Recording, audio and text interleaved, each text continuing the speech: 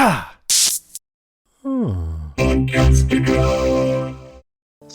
the one thing we cannot do against West Ham is the false nine. Because that's nice shit. Exactly. So we decided to go with our classic 4-4-2. Which is exactly what that prick expects us to do. So we do the opposite. 5 up front. Full on attack. But Nate knows we're going to do that because Nate knows that we're trying to outthink him by thinking like him. Well, fuck Nate, fuck thinking, and fuck fucking Socrates. So we got to stop thinking like Nate and start thinking like Nate would think we would think if Nate were thinking like us. And then do the last thing that Nate thinking like us, thinking like Nate, thinking like us would ever expect us to do. Have Zava drop back and play Nate's false nine. Voila fucking la. Brilliant. That's mostly Pete's idea. Group effort. I do have one question. Of course. He fucking cares. Do you think Zava will do it?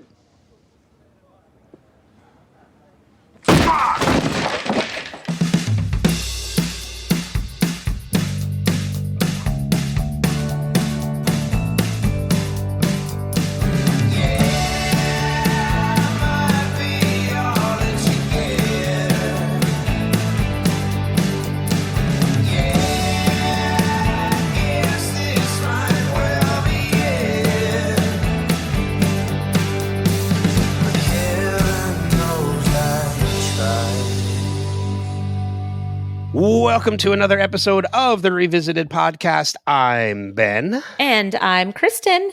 This week we are revisiting Ted Lasso Season 3, Episode 4, Big Week.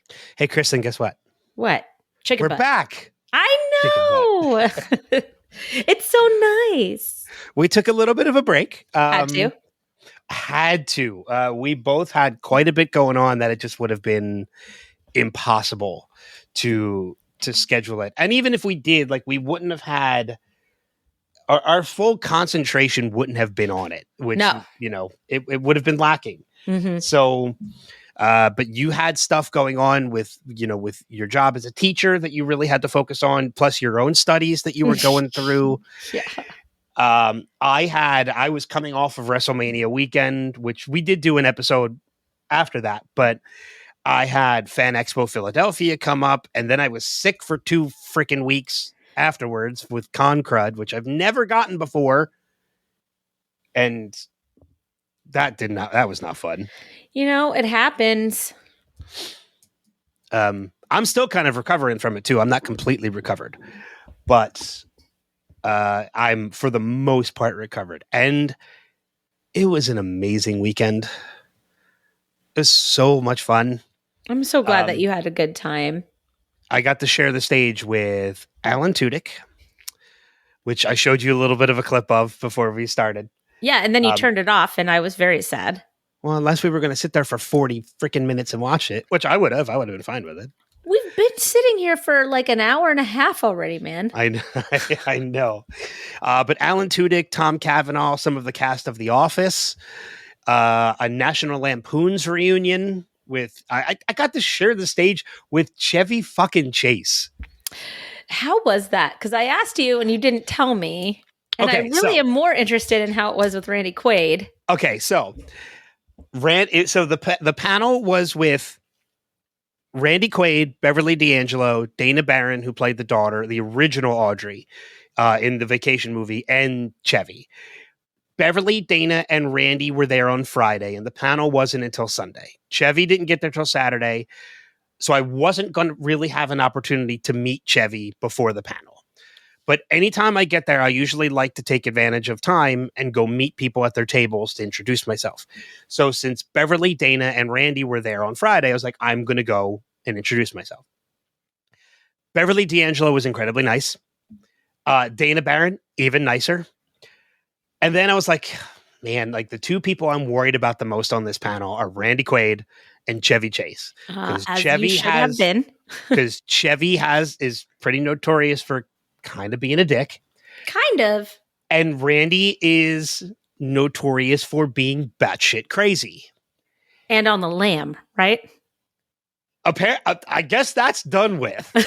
I get because he's done cons for a couple years now, so I guess like apparently I looked into it. Apparently, he wasn't on the lam.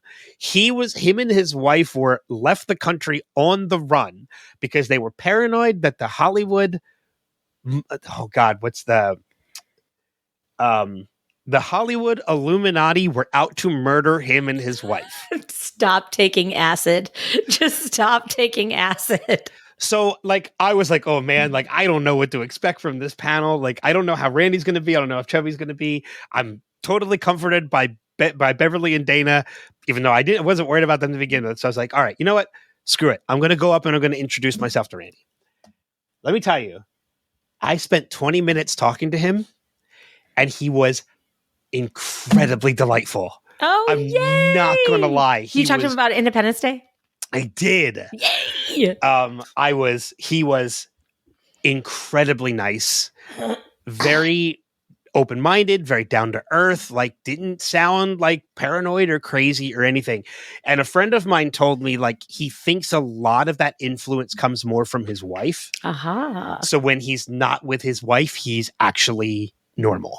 So is he like a blink twice if you're under duress kind of guy then? I guess maybe. How was he in the panel? Still okay. So the panel, all right. So wait. Before we go to the panel, did you also go to Chevy Chase's table and meet him first? No, I just got done telling you I knew I wasn't going to get to meet him until. Oh, got it. Okay, yeah. Sorry. So I didn't get to meet Chevy till like minutes before the panel. So like backstage before the panel, which was the final panel on Sunday. How old is he now? He's 80. Wow. I think he just turned 80. And he gets carted around. He can walk and he can stand, but his legs are really weak. So when he goes long distances, they move him in a wheelchair. It's because he doesn't have a leg to stand on most of the time with his arguments. Boom, boom. So we get backstage. I introduce myself to Chevy. Beverly, Dana, and Randy are all there. They all remember me from Friday, so I don't have to introduce myself to them, which is great. Chevy's agent, not his appearance agent, his actual agent, comes up to me. He's like, "Are you the moderator?" I was like, "Yes." So I'm like, "My name is Ben. I'm the moderator." He's like, "Good. Can I speak to you for a second?" Great. I was like, "Sure." Of course. He pulls me aside. He's like, "It's a pleasure to meet you.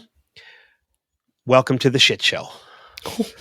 I was like, you're telling me that you're calling this a shit show? He's like, "Yes, this will be a shit show." He's like, "Just so you know." I'm like, no pressure whatsoever. Did he give you reasons?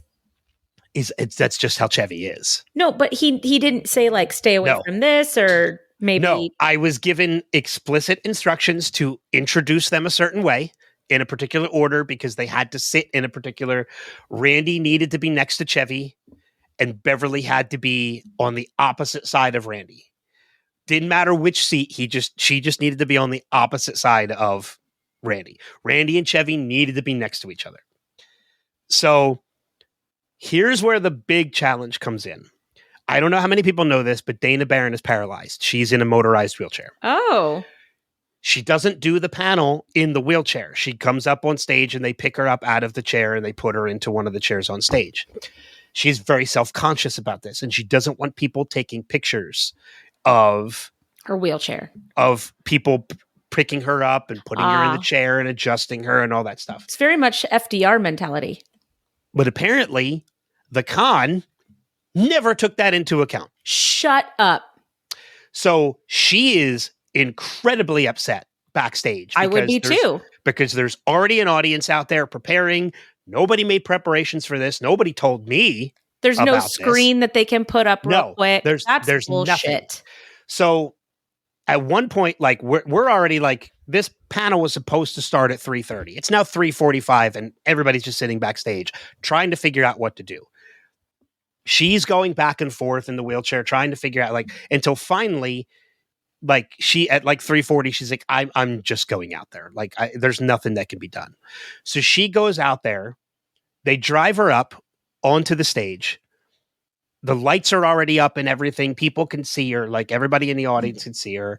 So finally I turned to the stage manager. I was like, we need to get people out there to stand in front of her. Like, let's just block her as much as we can. So there's me and like 2 or 3 other security guys and the stage manager and one of the other stage assistants. We're all standing there in kind of like an arc. She still doesn't want to get be brought up out of her chair because the lights are too bright. People can still see. And I'm like, I feel so bad for her at this point because she's incredibly nice, doesn't deserve this. Pretty sure this is violating her civil liberties as well. The con dropped the ball on this. And I'm not saying the name of the con, even though I already did earlier. I'm not mentioning it in this conversation. Most people already know what it is. So finally, like, I was like, well, what if we brought the lights down? So we turn all the lights off. We bring the house lights down. We bring like the backlights down. It's still in the convention center, so you can still see, but at least now it's dark enough that pictures aren't going to come out like incredibly clear. At this point, Beverly just walks out because she knows Dana's upset. So she wants to be there to kind of like help calm. That's Dana. Amazing. People see her come out and they're cheering for her. That's how we knew that Beverly came out. So she's sitting in the chair while they're moving next to Dana, while they're putting Dana in the chair and adjusting her and everything. And then at that point, I'm like, when she's ready to go and they're about to take the wheelchair off, I looked at Lance, the stage manager. I was like, it doesn't make sense to announce 2 people and not announce the other 2 who are already out here. I think the house lights are already down. Let's just bring Chevy and Randy out. They're going to be seen. It doesn't matter at this point. I was like, let's just bring them out. We'll bring the house lights up and then I'll do a stage introduction of everybody. Chevy's not okay with that. No, Chevy was fine with it. Oh, okay. So Chevy they were was fine with supportive of Dana, all 4 of them. Yes. Good. Yeah. So Chevy and Randy come out. People Why is obviously she paralyzed? What happened? I don't know. And I wasn't going to ask either. Okay. I don't know if it's neurological. Like, I don't know if it was an accident. I just don't know. And I don't think it's very public either because I tried looking and I couldn't find a reason anywhere. So she's clearly very, very self-conscious about it. So Chevy and Randy come out, people see them and they applaud, and then they bring the lights up and I do the introduction and we do the panel. And the panel was actually Chevy being Chevy, like talking over people, making jokes, but other people. And like there were no audience questions because we were short on time. So I was like, I'm just going to do everything. And all the agents were like, perfect. Like, just go with it. Because Randy doesn't want to talk about private stuff anyway. He just wants to talk career. And nobody knows how Chevy's going to react to an audience question. So I took over like, the why panel. are you such an asshole? Yeah, I took over the panel and I was asking questions. Chevy was being Chevy. I made Chevy laugh at one point, which I take that as a point of pride. Because when you can make a legendary comedian laugh, like you're good. And I actually had a number of people, both con staff and audience members, tell me like, hey, you made Chevy laugh. That was kind of cool. I'm like, yeah, I was pretty damn cool. Is there footage of any of this? I haven't been able to find anything. I'd love to find. Was it a shit show? So here's the thing. Panel ends. We go backstage. By the time I get backstage, they're still working on getting Dana off the stage. I go backstage. Beverly and Randy already gone. So I missed my opportunity. Chevy's there. They're getting ready to seat him in the wheelchair. And I go up to Chevy. I was like, I'm not missing an opportunity to get a picture with Chevy. Like, Beverly and Randy, fine. You're whatever. A huge Community fan. Well, that too. Yeah. And I like Chevy's older, like Fletch and the National Lampoon's movies. Like, they're great. And he's a dick or not, he is a comedy legend. Yeah. So as he's getting ready to sit down in the wheelchair, I'm like, oh, should I ask? Should I not ask? I was like, fuck it. Like, if worst that happens is he says no and he's a dick to me, whatever. So he's sitting in the wheelchair and I walk up. I'm like, Chevy, like, I know. I'm like, you could say no because you're already sitting down. I was like, but is it possible to get a picture with you? And he was incredibly nice about it. He's like, oh yeah. He's like, that's fine. He's like, and he stands up and he's like, yeah. He's like, come on. He's like, let's get a picture together. He's like, that was great. That was a lot of fun. Let's take the picture. So we take the picture together and he gets back in the wheelchair and they're wheeling him off. And his agent comes up to me and he says, just so you know, very well done. That was great. I'm like, so it wasn't a shit show? He's like, oh no, it was a shit show. He's like, but that was the least shit show of shit shows I've ever seen Chevy be. Oh. He's like, you were almost like a Chevy whisperer. I'm like, really? He's like, yeah. He's like, you were asking engaging questions that Chevy wasn't avoiding. He was actually answering the questions because I think he actually felt they were good questions. He's like, and yes, he talked over Beverly and he talked over Dana. He's like, but like him and Randy were making jokes about things, but he was actually answering the questions. So He's like, Chevy is kind of a misogynist. I think he is, but in the sense that he doesn't realize he's being it. I think it's just his nature. That's the worst kind. I know. I think it's just his nature. And like a lot of the conversation was being centered And that's around the worst kind of excuse for him, by the way. Well, I know. But also at the same time, like him and Randy were talking, Beverly was getting in. She was definitely getting her answer. But I already felt bad for Dana at this point because of everything that she was going through, and she wasn't getting to talk much. Not because people were talking over her, but just because she really wasn't. I guess she's not the star caliber that the other three are. Yeah.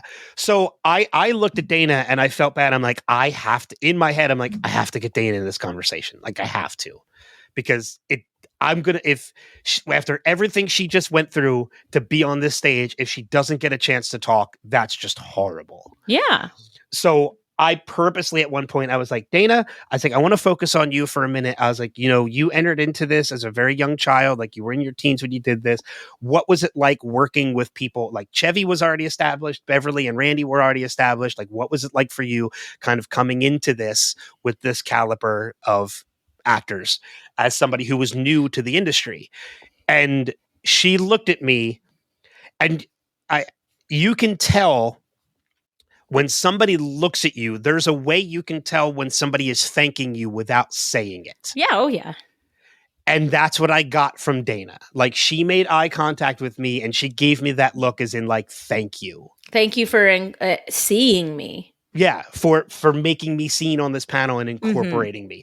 And like, she shot me that look, and then she got on the mic and she's like, that is a great question. And then she went into answering the question. So all in all, it was the most challenging panel of the weekend, but I got to share the stage with Chevy Chase, Randy Quaid, Dana Barron, and Beverly D'Angelo. That is awesome. It was great.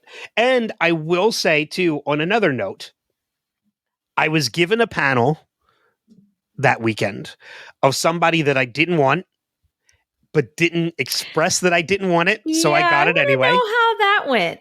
I've been meaning to ask you. I was given the panel with Gina Carano, who is a very... And for listeners, I apologize. I'm almost done with this. Kristin and I haven't talked about this yet. We haven't talked in weeks. I know. So Saturday is the busiest day of the show. So I went past Gina's table 2 times on Saturday. Just to try and meet her before the panel? No, just to gauge her line, because I wanted to see how popular she was. Oh, I see. In Philly. And she had nobody in her line both times I went there. And I'm like, this panel on Sunday is going to suck. I was like, because there's probably not going to be a crowd, so I'm going to have to carry 45 minutes of this panel. So Saturday night, I went home and frantically redid all my prep. I was like, I got to throw so much more into this because I'm going to have to cover 45 minutes. So the panel approaches. She comes backstage and I introduced myself to her.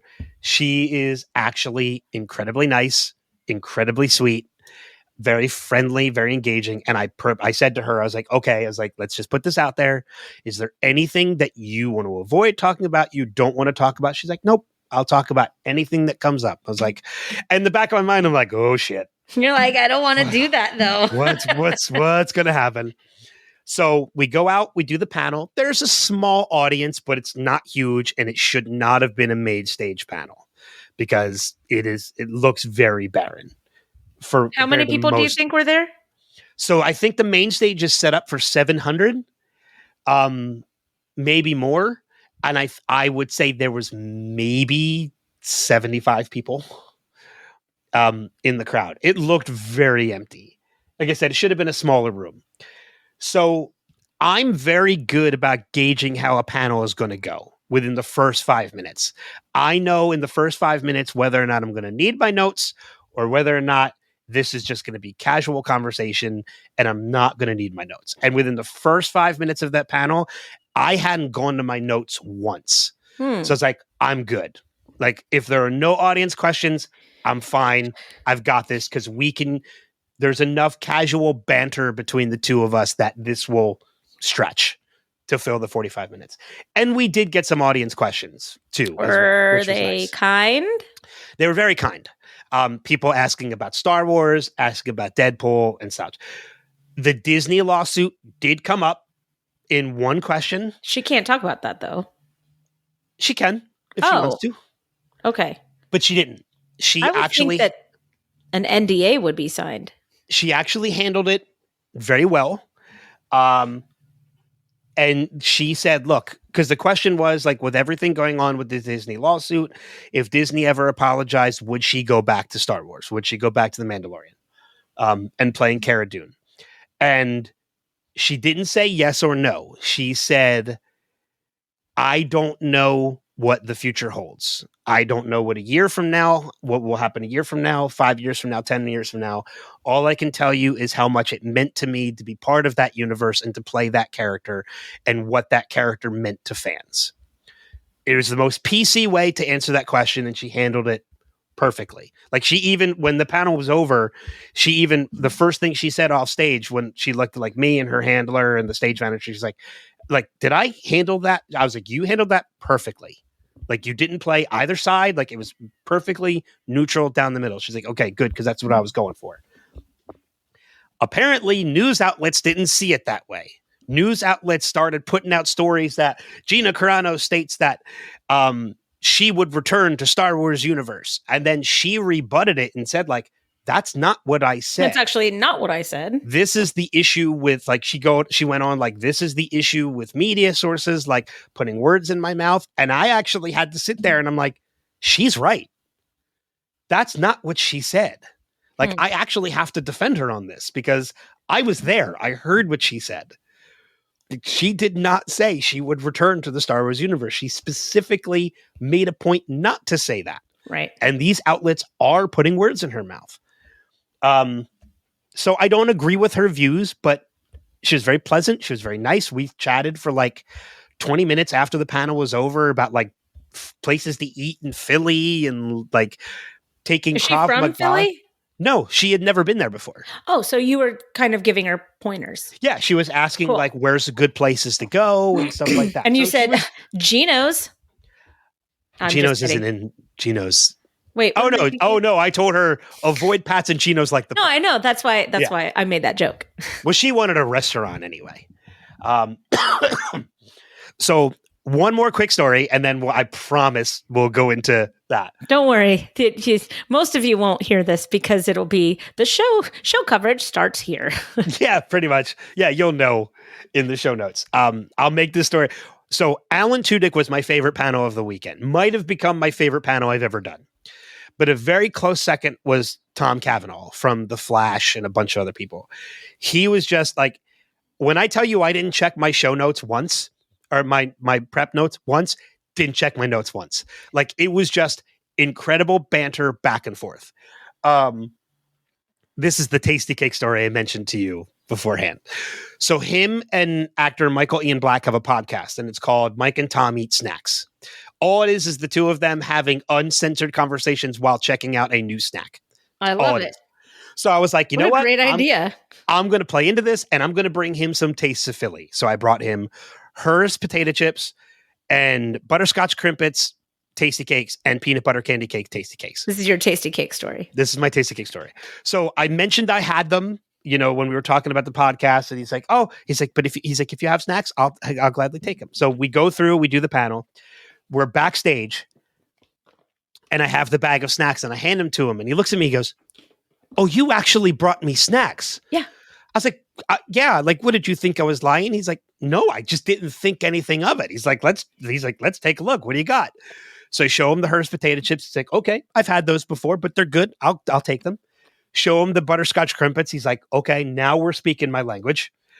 And then I show him the peanut butter candy cakes. He's like, I think we just became best friends through snacks. So we're chatting a little bit and everything. I'm like, Tom, I have a podcast. Like, I'd love to have you on. Can I reach out to your publicist? He's like, no. He's like, you're not reaching out to my publicist. He's like, you're reaching out to me. Give me your phone. Takes my phone, gives me his phone number, gives me his email. He's like, reach out. He's like, we will set this up. And we have already been talking since. Oh, that's awesome. Since the show. So this was on Saturday. So on Sunday, I go back to his table. He's wrapping everything up, and I just go to say thank you and say goodbye. Mm-hmm. And as I'm walking up to his table, he sees me. He's like, Ben, guess what I did last night? I'm like, you ate my snacks. He's like, I ate your fucking snacks. He's like, we were at the hotel. He's like, we were at the hotel. He's like, we were getting ready to watch Avatar, which is 8 fucking hours. He's like, so your snacks came in handy. He's like, I ate your chips. I ate the butterscotch crimpets. He's like, and then I went into those peanut butter things. What are they? I'm like, candy cakes. He's like, oh, candy cakes. He's like, let me tell you what I did. He's like, I opened up that pack. I had one. I said, these are delicious. I'm going to save these other 2 for later. 5 minutes later, I said, I'm going to save this last one for later. He's like, in another 5 minutes later, I wish I didn't eat all 3. And then he's like, when are we doing this podcast? He's like, you need to reach out. Don't wait. He's like, let's do this. I was like, I will reach out this week. So Kavanaugh was incredibly nice. I got to meet Adam Savage, who I've been a fan of for a while, from Mythbusters. I just went to his table and introduced myself. He gave me his email as well, which I'm waiting to hear back from. But all in all, Fan Expo, with its challenges, was a incredible weekend. That's awesome. I'm so glad. And the first of only many shows I have left this year was that I have 5 more shows between now and the end of the year. So I've been looking up why is Dana Barron in a wheelchair. That information just isn't there. I told you. Like they've just kept it. Yeah. All it says is hurt her back. That's it. Yeah. It's not public knowledge. I got to tell you, in this day and age, that is quite the feat. But now you see why she was so upset. Because it's not a public thing. There were if you went to her table, you see her wheelchair. She's sitting in a chair, but the wheelchair is behind her. So you know. But yeah, it's not a public thing. So I understood why she was as upset as she was. Ooh, I just looked up Tasty Cake peanut butter candy cakes. Oh, they're so good. They look like Reese's peanut butter cups on steroids. Well, because they're cake. That's what I'm saying. Like, yeah, I need they're one of so those. good. Go Philly ahead and- people outside of Philly just don't understand what Tasty Cakes are and how good they are. I got Tasty Cakes. I got Tasty Cakes lemon mini donuts with me today. And you can get them in California too, because there are a lot of out of towner Phillies who open like cheesesteak shops in California. They bring Philly stuff in to sell. I need a Philly cheesesteak from Philly right now. Ever since we went to Leo's. Oh, but I have a better place. I now. know. I can't wait to go. Yeah. Yeah. When I see you next month, we're going. Yeah. 100%. All right, let's talk. The kids are going to love it. Let's talk about Lasso. Half an hour in. Let's do this. Yeah. Okay. First of all, I want to say one thing. Okay. Oh, hang on. Before I say my one thing, I'm going to say one other thing. I want to say one other thing. Okay. Spoilers.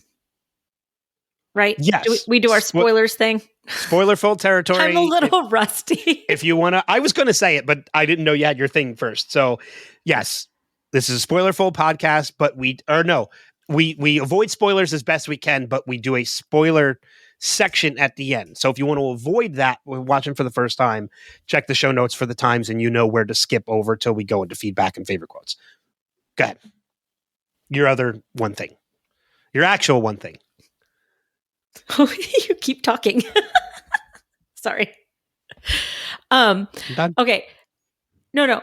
Your audio and your visual are totally off. So every time I almost start to talk, then you keep talking. So I'm just like, oh, he's still talking. Oh, wait, he's still talking. Sorry. All right. I love you. Okay. I just want to say, because Jill made a comment when I saw her a couple weeks ago that I've been really bashing on Ted Lasso lately for a show that I quote unquote love. So I just want to say I loved this episode. I feel like Okay. we're back in the Lasso swing of things a little bit in this episode. Yeah, I'm glad you brought that up because I actually think taking a break from it made me appreciate a couple things in this episode that I don't know if I would have had I watched them again. Interesting. My feelings on a particular character have kind of changed a little bit and they've swung in a better direction. Zava? Because no, not Zava. Is it Nate? No, it's Nate. Yeah, me too. Oh, yay. I can't wait to hear what you say because Yeah. I have feelings too. I have feelings. It's Nate. My feelings on Nate have changed a little bit because of this episode.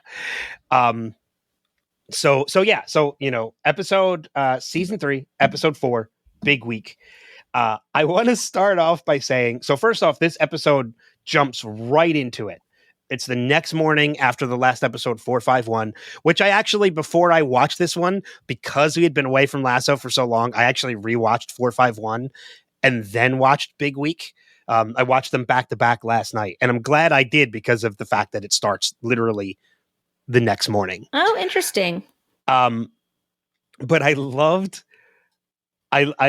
seeing Jamie full on Winnie the Poohing it. Like that's how he sleeps. He gets cold up top and hot on the bottom. Yep. But I also love that moment of Roy knocking on the door and starting their training regiment because this is the beginning of a great storyline. Beautiful friendship. A beautiful friendship between these two characters. There's going to be conflict, but it's fun conflict, but a ton of mutual respect develops. The burpees that Jamie was doing at the park were the most wrong burpees I've ever seen.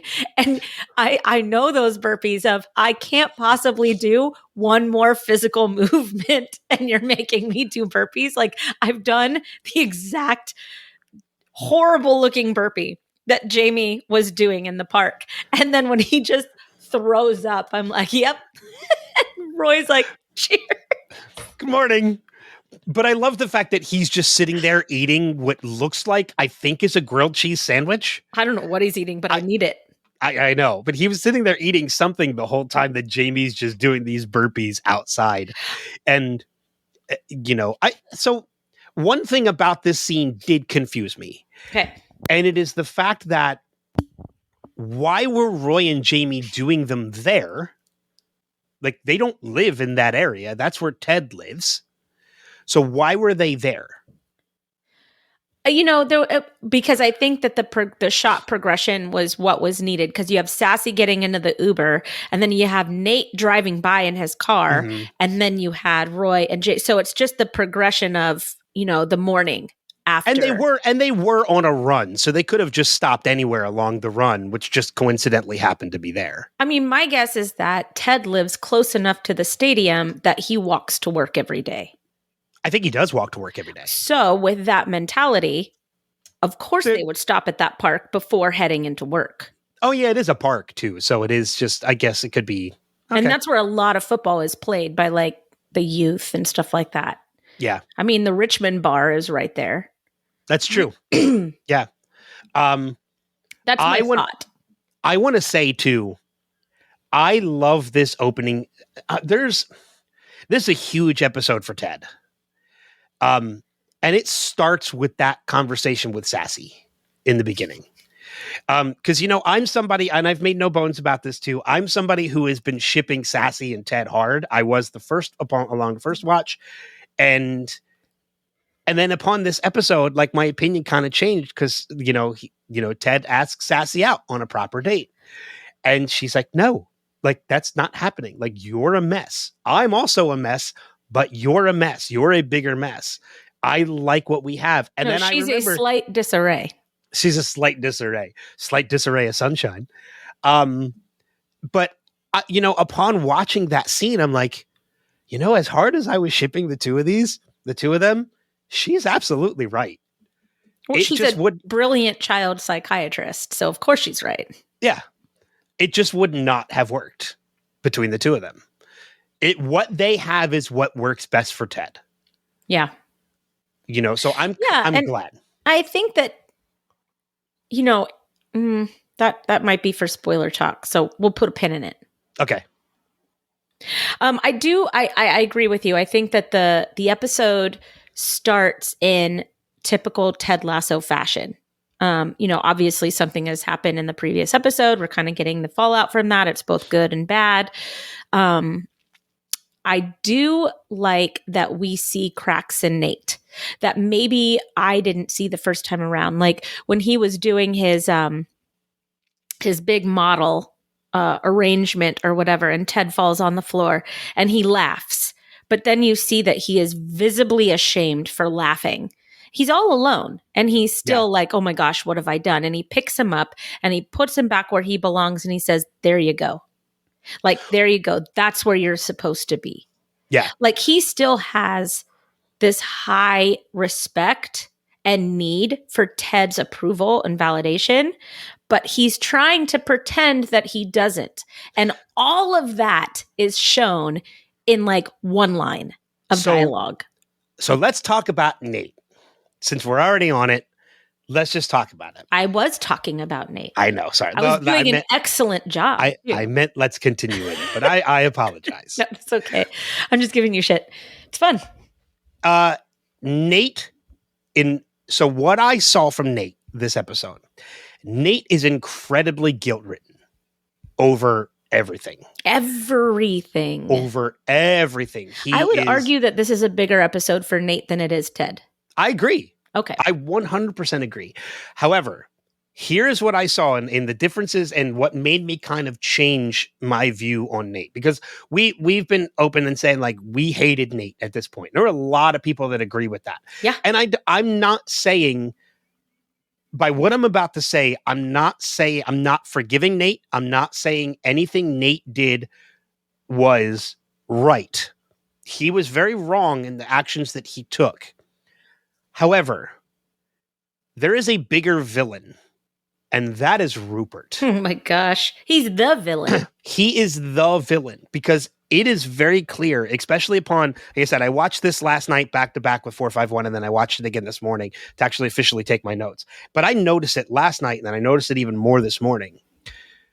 Rupert is the devil on Nate's shoulder. Oh, 100%. Yes. Without Rupert in his ear, Nate would have shaken Ted's hand. He would have like apologized to Ted in the elevator. Yep. Every time, like when you think about that, like Nate was feeling guilty about everything. He picked up the figure of Ted, put him back on the toy pitch, and like it wasn't until Rupert came into his office and said what he said and given him his Rupert pep talk, saying like, you deserve to be here, that Nate kind of took another regressive step back and thought, okay, I'm better than everybody at this point.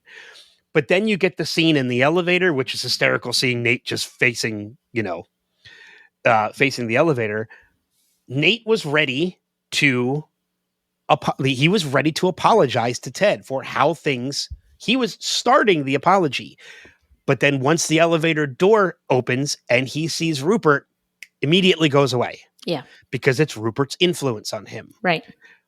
And then when the reporter asks him, like, hey, you didn't shake Ted's hand, like, why didn't you do it? And Nate makes the excuse of, well, I think I was just caught up in everything.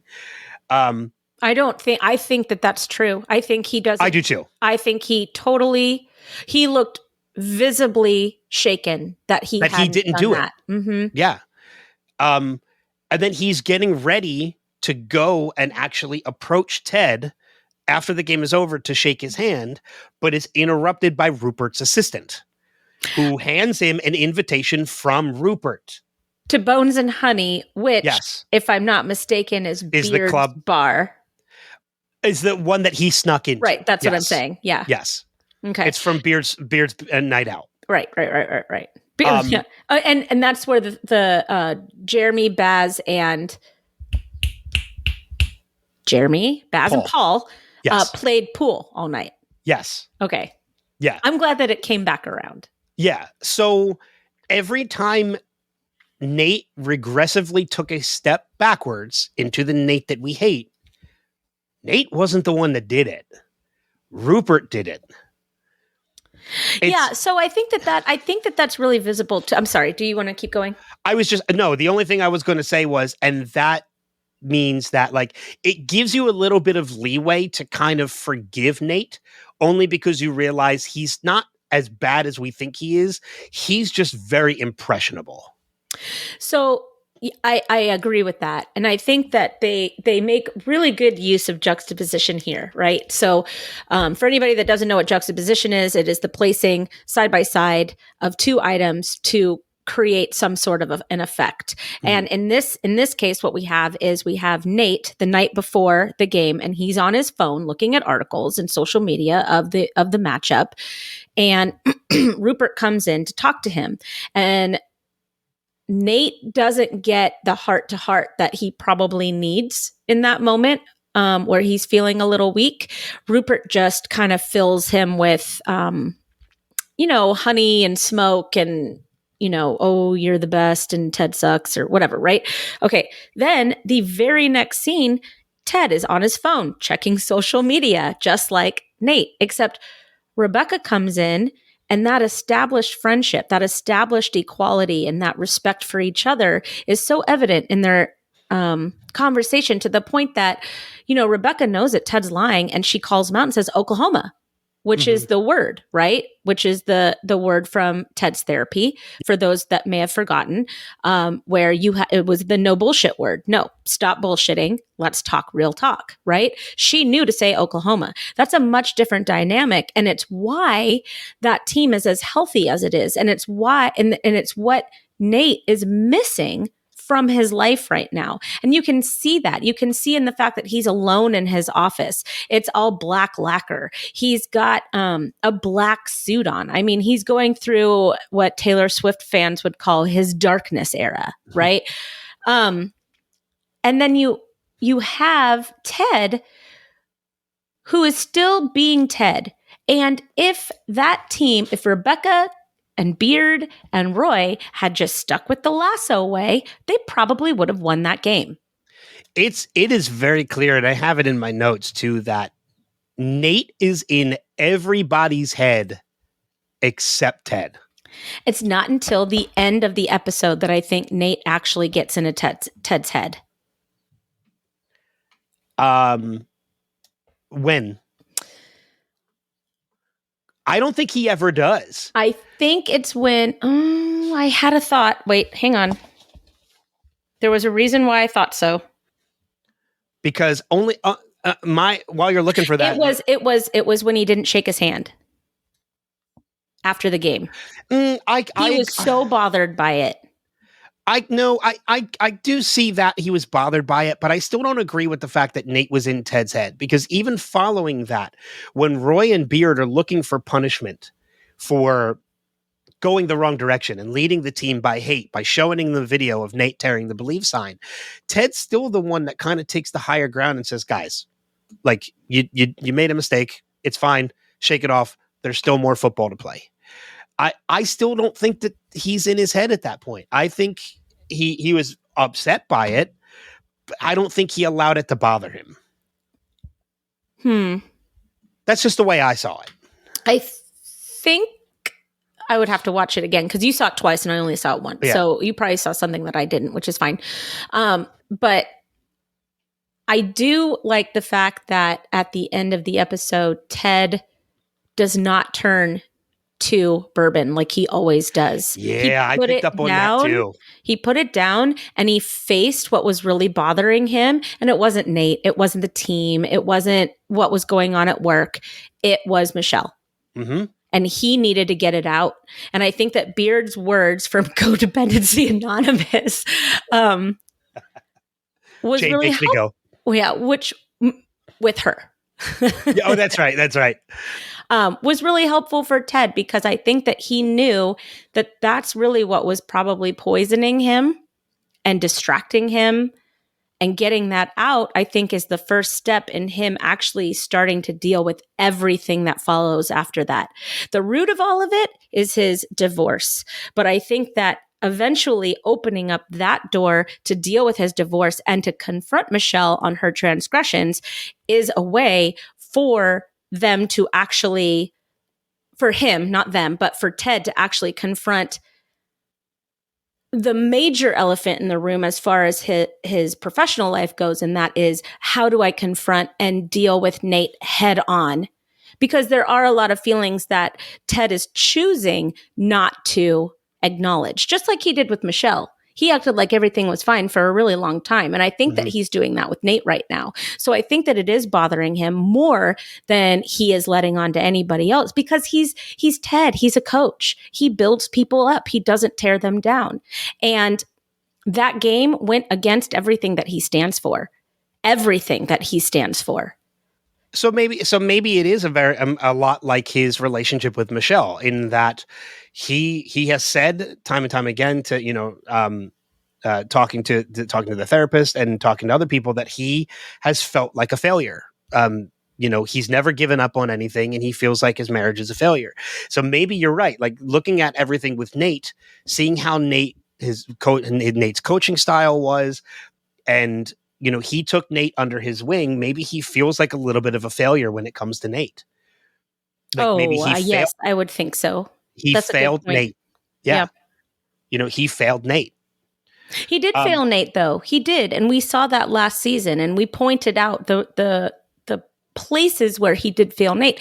But Nate also didn't stand up for himself, and he didn't hold Ted accountable. He held it in. He got angry, and this is the fallout of that. And maybe that's the message. Maybe that's the message that Ted Lasso is trying to tell us as viewers, is you cannot hold on to anger. You cannot let feelings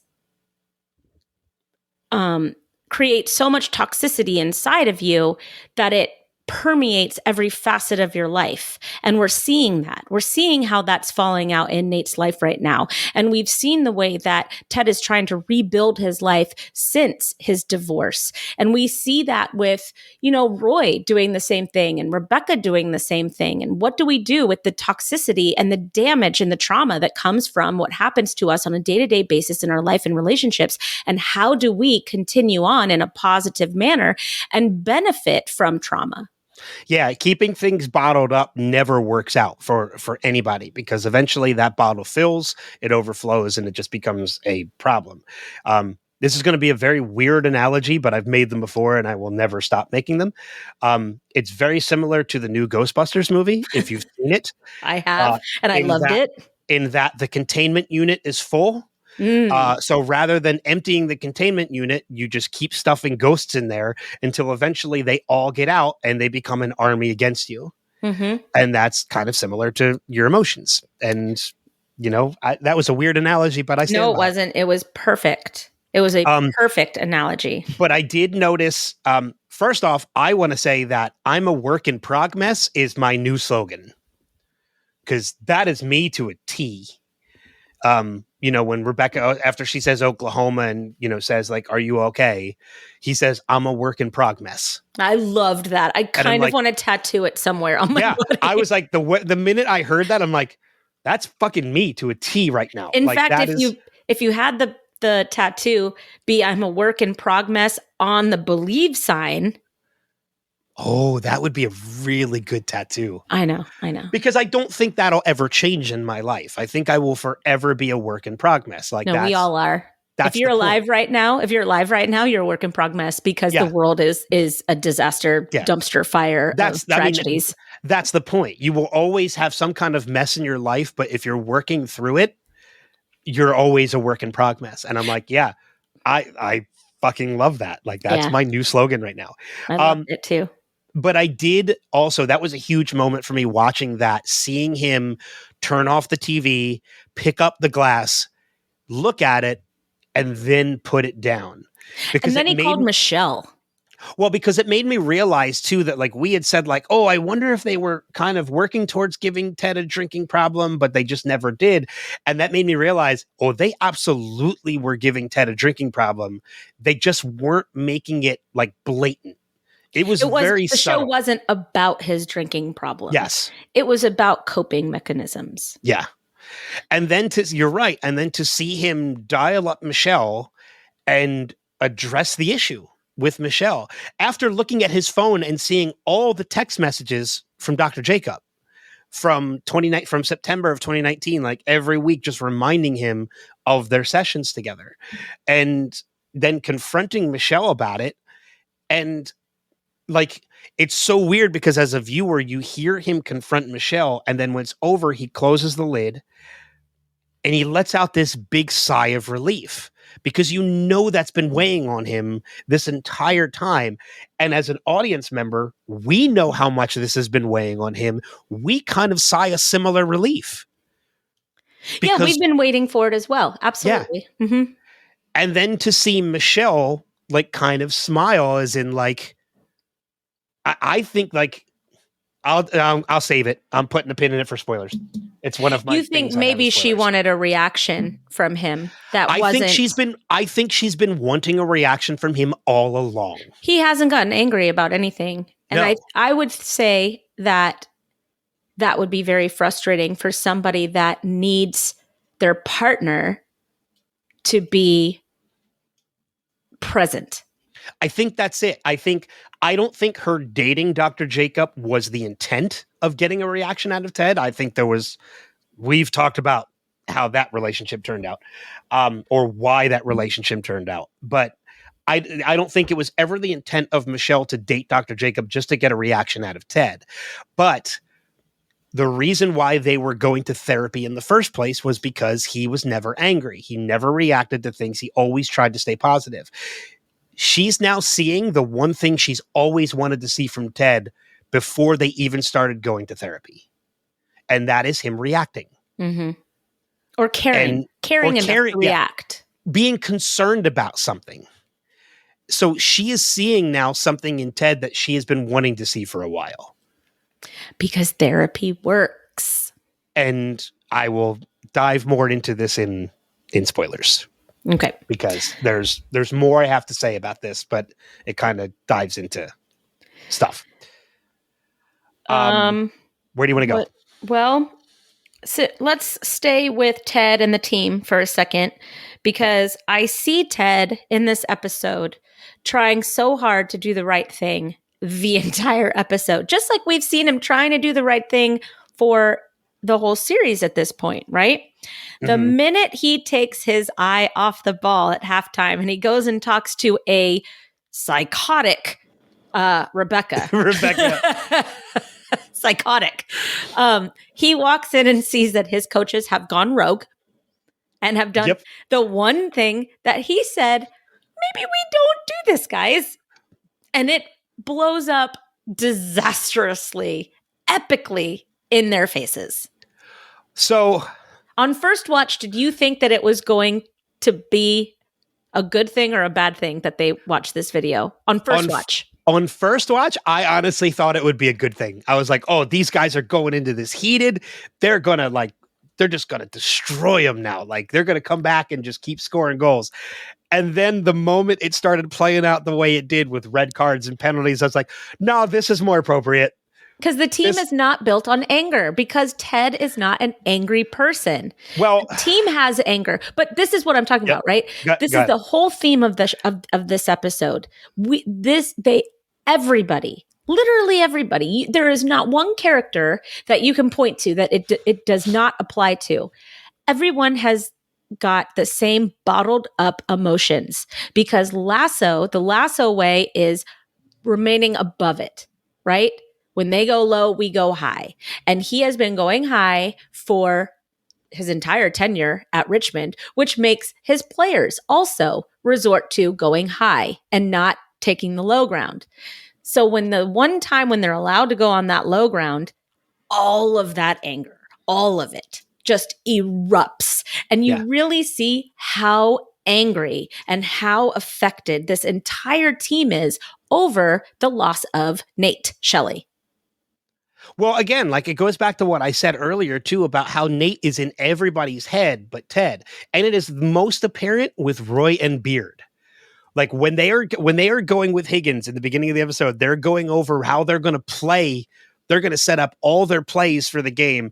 Like they're like, oh, we can go with the Nate's false 9, but no, Nate would see that coming, so we're going to go with the 4-4-2, and we're going to do this, but Nate will think we're going to do that, and it's the last thing Nate would expect. Like they go through like 4 or 5 different plays before they finally come back to Nate's false 9, and again, then Leslie ruins it by saying like, "Do you think Zava would do it?" And they're like, and Roy just flips out and punches it. But that's another thing is like when we look at Zava, okay, was Zava going to build on that? So we get kind of a little Easter egg in this episode with the thought of Zava, and that's Beard's book. Which is the Beckham experiment. The Beckham experiment. I wrote that down too. Yeah. So I looked up the Beckham experiment, and because Lord knows I don't read books on soccer. And the Beckham experiment, let me go to that page because I was looking up tasty cakes a minute ago. Okay, so summary off of Wikipedia. Do you mind if I read this? No, go for it. Okay. In January 2007, 31-year-old Beckham, one of the world's most famous soccer players at the time playing with Real Madrid, shocked the world by signing a 5-year contract with MLS team LA Galaxy, effective from the end of the 2006-07 La Liga season, which was in progress when the announcement was made. So that already sounds exactly like what's happening with Zava, right? Mm-hmm. So blah, blah, blah, blah, blah, blah, blah. Okay. So we go down to, as a result, he was able to give a behind-the-scenes account of Beckham's impact on LA Galaxy. Okay. Initially, Beckham had a great financial impact on LA Galaxy, drawing sold-out crowds, additional owners, additional sponsors, and an increase in sold merchandise. Again, we saw this in the previous episode. All the Zava stuff being sold out and everything. Yep.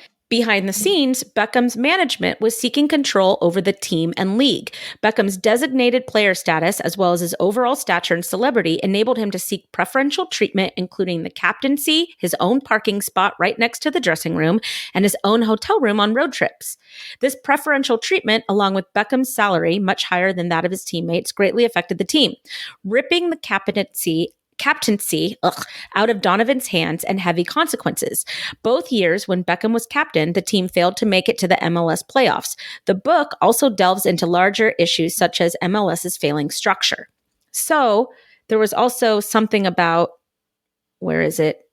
Oh, I saw it. I don't remember where, but he also had the same locker room setup as Zava does. So, So obviously the show, by Beard holding the Beckham experiment, is Beard understanding the toxicity, right? We're coming back to that toxicity again. The toxicity of Zava being on this team, an established team that is pretty much amazing without Zava, right? And how it poisoned the LA Galaxy. And it did. I mean, I lived in LA during the time. I lived in California at the time. I remember how much of a big deal this was to California when Beckham came. Like nobody cared about soccer. Literally nobody cared about soccer. And then Beckham like descended into California and everything was madness. Yeah. So I like that they're saying Zava is supposed to be a cancer to this team. But without saying it, right? You have to actually look for the information. And Beard's books are always the way to look at the underlying message of any episode. Yeah, it's funny because, similar to Lost, anytime there was a literary reference, we always dove into it because it always had something to do with what was happening in the episode or what was happening in the story at that time. And it's so funny that as far apart as these two shows are, that is one thing that is similar between Lost and Lasso, is anytime Beard has a book or he's reading a book, always look into that book because it's going to show you there's some kind of meaning to the book that he is reading at that time. So the moment I saw the Beckham experiment, I was like, oh, gotta look it up. Gotta see what that's all about. And one of the things I read too is like on Wikipedia, without going into the Wikipedia article, it says how the world's most famous athlete tried to conquer America. Right. That Which was the also- subtitle of the book, right? Which also gives me a little bit of an insight for Ted too, because that's kind of reversal for Ted. Yes. He's not the most famous. He's not the world's most famous athlete, but he is somebody who is coming into a country that is not his own country, as a coach. But he's been doing that for a while. It's definitely more about Zava. Yeah, I mean, I think anybody the irony of that subtitle is the fact that Ted did something good for football, whereas Zava and Beckham obviously did the reverse of that. Mm-hmm. So, change and abrupt change as that can be both good and bad. But we have to take the good with the bad. Yeah. I mean, it's one of those things too that we talked about, you mentioned about how Zava is a cancer to he is a poison to this team, and we just don't kind of see it. It's not very slap in the face. But I mean, even throughout I think it's in this episode. Hopefully I'm not confusing my two episodes watching them back. Oh no, it was during the game, during the West Ham Richmond game. Jamie makes the attempt at kicking a goal and misses, and Zava is the one that's to Zava. It's even in Zava's head at this point, he's the man. You should have passed to me, and I would have gone to go for the goal. It's not about the team at that point. His it's whole thing for Zava. Yeah. Ugh. Yeah. You almost have to imagine that had Jamie actually scored the goal, Zava still would have been mad. Yeah. Oh, because it wasn't him. Season 1 Jamie, though, right? Season 1 Jamie was also mad if he wasn't the one that was scoring the goals. Well, it's one of my favorite moments from 451. Going back to that episode too, is when Beard, when Jamie comes into the office and says, "I've seen people like Zava before," and Beard's like, "Well, isn't this ironic?" And he's like, "I wasn't being ironic. I was being hypocritical." And Beard's kind of mind blown that Jamie actually knew that. Well, because Beard likes to be the smartest man in the room. Mm-hmm. And in that moment, he wasn't. Well, I think people don't give Jamie enough credit with his smarts. I think he's a lot smarter than people give him credit for. Well, and I think I think it kind of goes a little unseen how much Jamie has grown. And I think that kind of has been this entire season until this episode, because the episode starts with Roy knocking on the door and waking Jamie up at 4 a.m. But then after that West Ham Richmond game, Roy is at his door the same night and says, "Let's get one in before dinner." Jamie opens the door ready to go. He was going to go without Roy anyways. Yeah. Probably. Yeah. And then not only that, but we also get that moment with Keely seeing Jamie and realizing all these things about Jamie that she kind of never really realized until now. People are now starting to see Roy and Keely in particular, how much Jamie has grown. Because even when Jamie rushes out the door with Roy kind of looks as in all right, let's fucking go then. He's even a little shocked that Jamie was ready to go.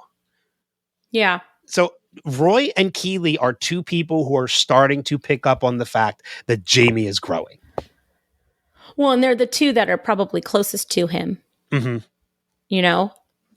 But because they're also closest to him, they also see him as old Jamie more than they would be accepting of new Jamie. So I don't know. Well, I think it's important to note that these are the two people that are seeing his growth, but being the two people that are so close to him, sometimes the people that are close to you don't see the changes right away. It's not until you kind of take that step back and then you look from afar, because let's say somebody's trying to lose weight. Well, if you see that person every day, you're not going to notice the weight loss because you're seeing it progress. It's not until you're away from somebody for 2 or 3 months and then suddenly you're seeing them 10, 20 pounds lighter that you notice the difference. So being that close to them, it would be harder for Roy and Keely to see these changes. But the fact that they are the ones seeing them, I think says a lot. Mm-hmm. If that made any sense. Yeah, it does. It does. there's just so much that's happening with Jamie and with Keely and with Roy, and then Shandy's in the mix somehow for some fucking reason. I fucking hate Shandy. And I have it in here. It's one of my final notes on here. Shandy's shitty move. And that's changing the byline of banter. And then being outraged at her boss for being dressed down a little bit for it.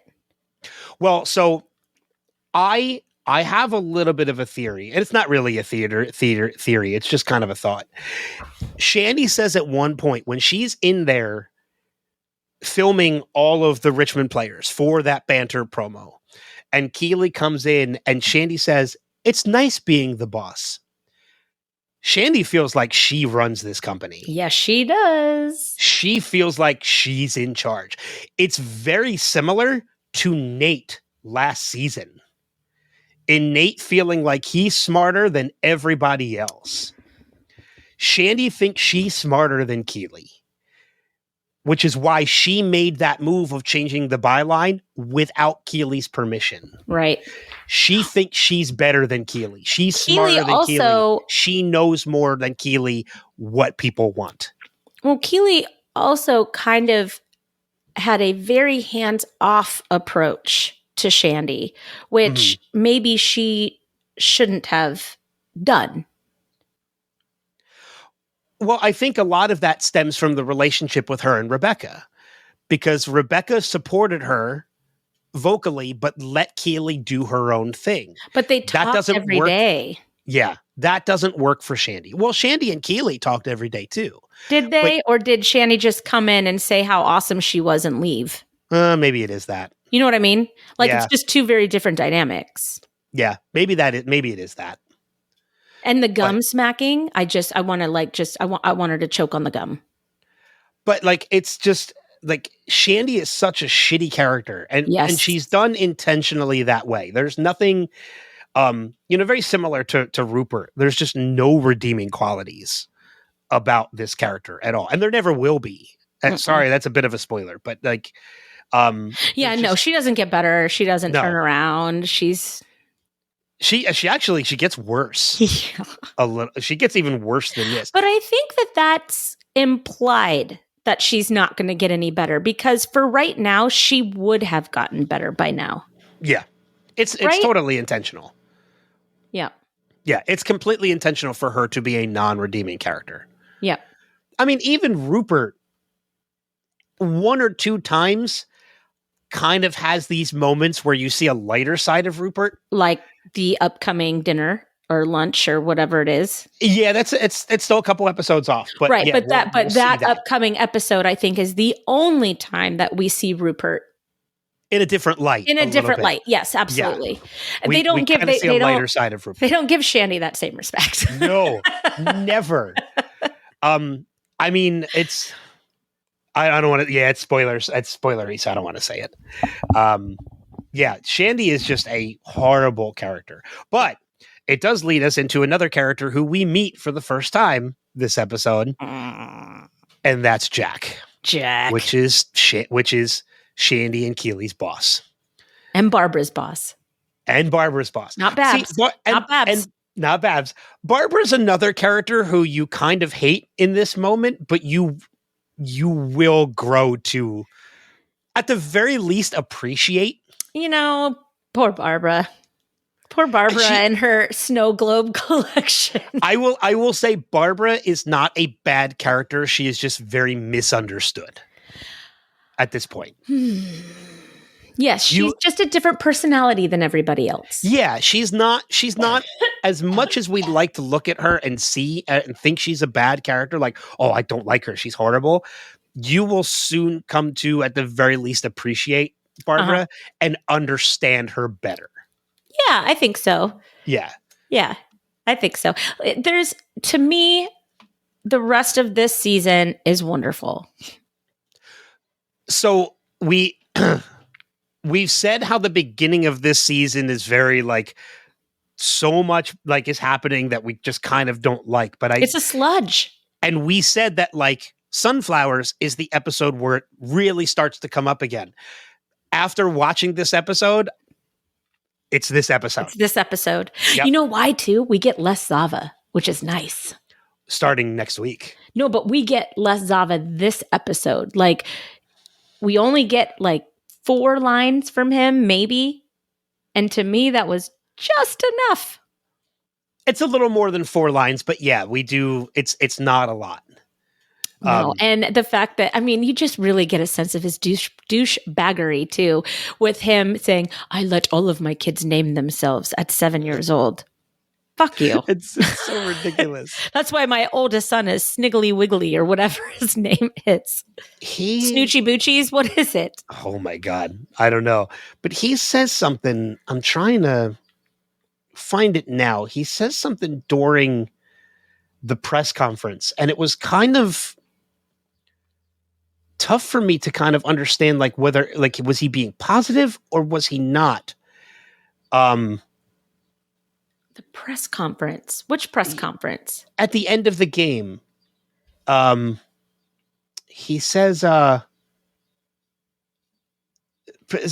is, it's after Nate says about shaking the hands and everything. And then they interview Zava, and he says something. I'm looking through the transcript now. I'm trying to find it. He says something about Van Damme being pulled. Oh, sending off Van Damme was a mistake. He played with passion. Oh. Passion is a word we use when we talk about love. It is also a word we use to describe a crime. Sometimes it is also a fruit. And I'm like, I'm trying to figure out, like, are you being positive or are you being negative? Like, no, he has no. That's the shtick. He thinks he's this deep, profound thinker, and he's just saying words, hoping that some of them sticks on the wall. So I'm right in being confused by this. Yes, I think that's exactly what you like.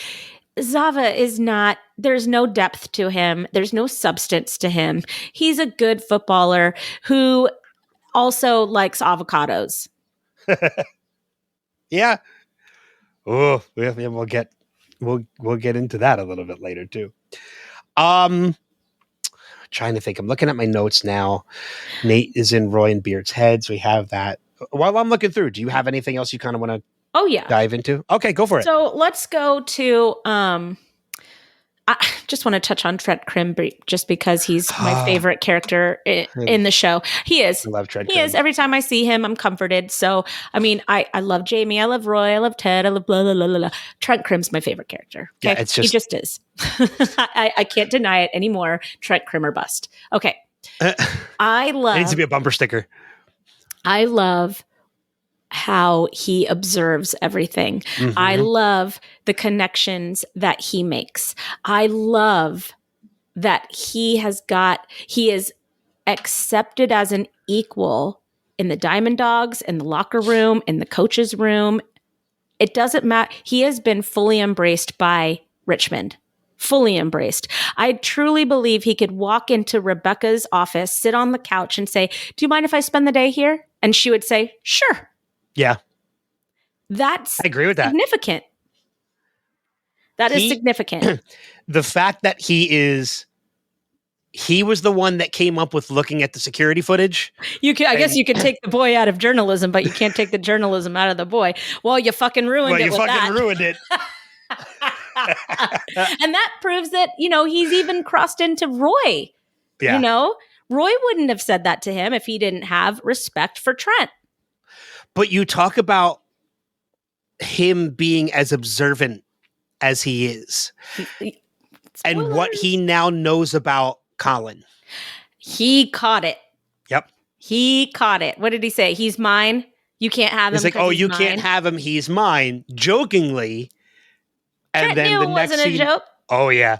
You could see Trent Krim kind of looking over at Colin being like, like, he's incredibly intelligent. He's incredibly observant. And now he is noticing this false front that Colin is putting up. He looked at Colin and he was just like, that doesn't track because he's so observant. Mm-hmm.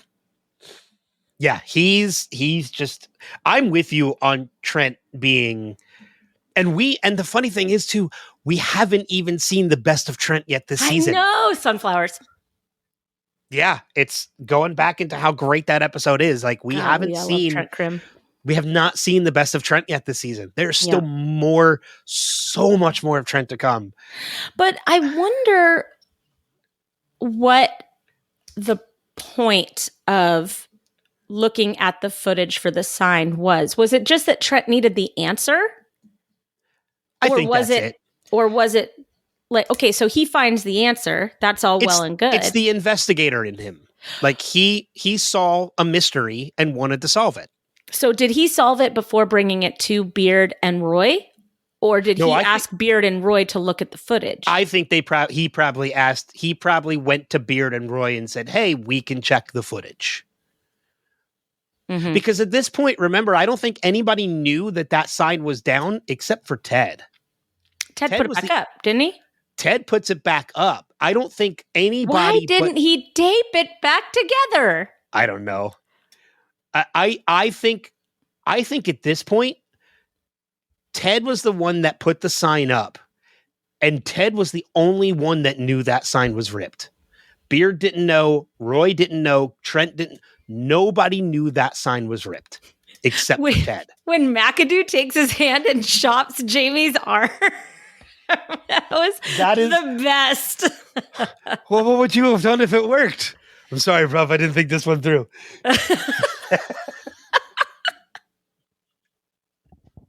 I love that moment so much. I love McAdoo. McAdoo is probably, with the exception of Jamie, probably one of my favorite players on the team. I love that he's wearing just this pink sweatsuit too. Like he's the first one that you see in that locker room with his pink sweatsuit. He's just that scene where he chops Jamie. I just wanted to see if I had the power to chop things. What would you have done if it worked? I'm sorry, bruv. I didn't think this went through. I think that they could have shown the footage of Nate ripping the sign, and with Ted talking them through their anger in halftime, I think that they could have played a stronger match and not a dirty, angry match.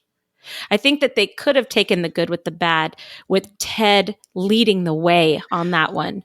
There needed to be words spoken with the video instead of just showing them the video. That was a chippy match. Wow. That's like just letting the wolves go. That's just opening the pen and not giving the wolves any direction. I mean, it's also completely disregarding and disrespecting your head coach's philosophy. Yeah. Like even as much as we don't like her as a character, Jack even puts it like great. Like when you get more red cards than you score goals, like, yeah. That's not a good thing. Yeah, it makes headlines though. True. Let me think. Let me see. Yeah, I have the believe sign in half and McAdoo chops Jamie in my notes. I only have one more thing in my notes. And that is Rebecca seeing Rupert with his assistant. And in my opinion, this scene shows so much growth in Rebecca. Rebecca has a bullet now. She could load the gun and use this, but she doesn't. She tells Rupert, I know. She could have very easily kept that as a weapon to use against Rupert, but instead said, I have leverage. Here it is. Mm-hmm. They deserve better. Knock off your shit. Now, she could still use it as leverage if she wanted to. She understands that he's a father now. Yeah. There's a big difference. You're a dad now. Like, she could still use it as leverage if need be, but the fact that she told Rupert that she knows means that was never her intent. Mm-mm. She very honestly wants Rupert to be better. She wants to be a mother, and she sees that there is a child at stake. Mm-hmm. And that's something that Rupert Rupert had a kid to spite Rebecca, not because he loved Bex, not because he wanted a kid. He did it to hurt Rebecca. He brought a human being into the world just to spite his ex-wife. Mhm. That's the most disgusting part about him. Yeah. Yeah. He is a wretched person. And don't get me wrong, I love the actor. Love the actor. And I love the fact that he enjoyed playing this role. But the character is so well written that he is rightfully hated. Yeah, 100%. I do have one more thing. Okay. At the top of my notes, and I can't believe I didn't talk about it. Is this the first time we see Jamie's house? No, because remember, I made mention very early on in season 1 how he had like a gun lamp. Oh, yeah. When him and Keely were still dating, we have seen it. We haven't Okay. seen it since season 1, but we have seen Jamie's house before. Okay. Have we seen Roy's house? I don't think we have seen Roy's house yet. I don't think we do see Roy's house. I don't think we ever do. What do you think it looks like? What do you think Roy's house looks like? A storage crate. A storage container. Lives in a garbage converted into can with Oscar. We know Brett Goldstein wouldn't mind that at all. No, I think I don't know. I don't know what his house looks like. Well, we know the neighborhood that he lives in because they go on that walk. Yeah. That Love Actually walk. Are you going to go into how much you hate rom-coms again? No. Okay. That's been well established.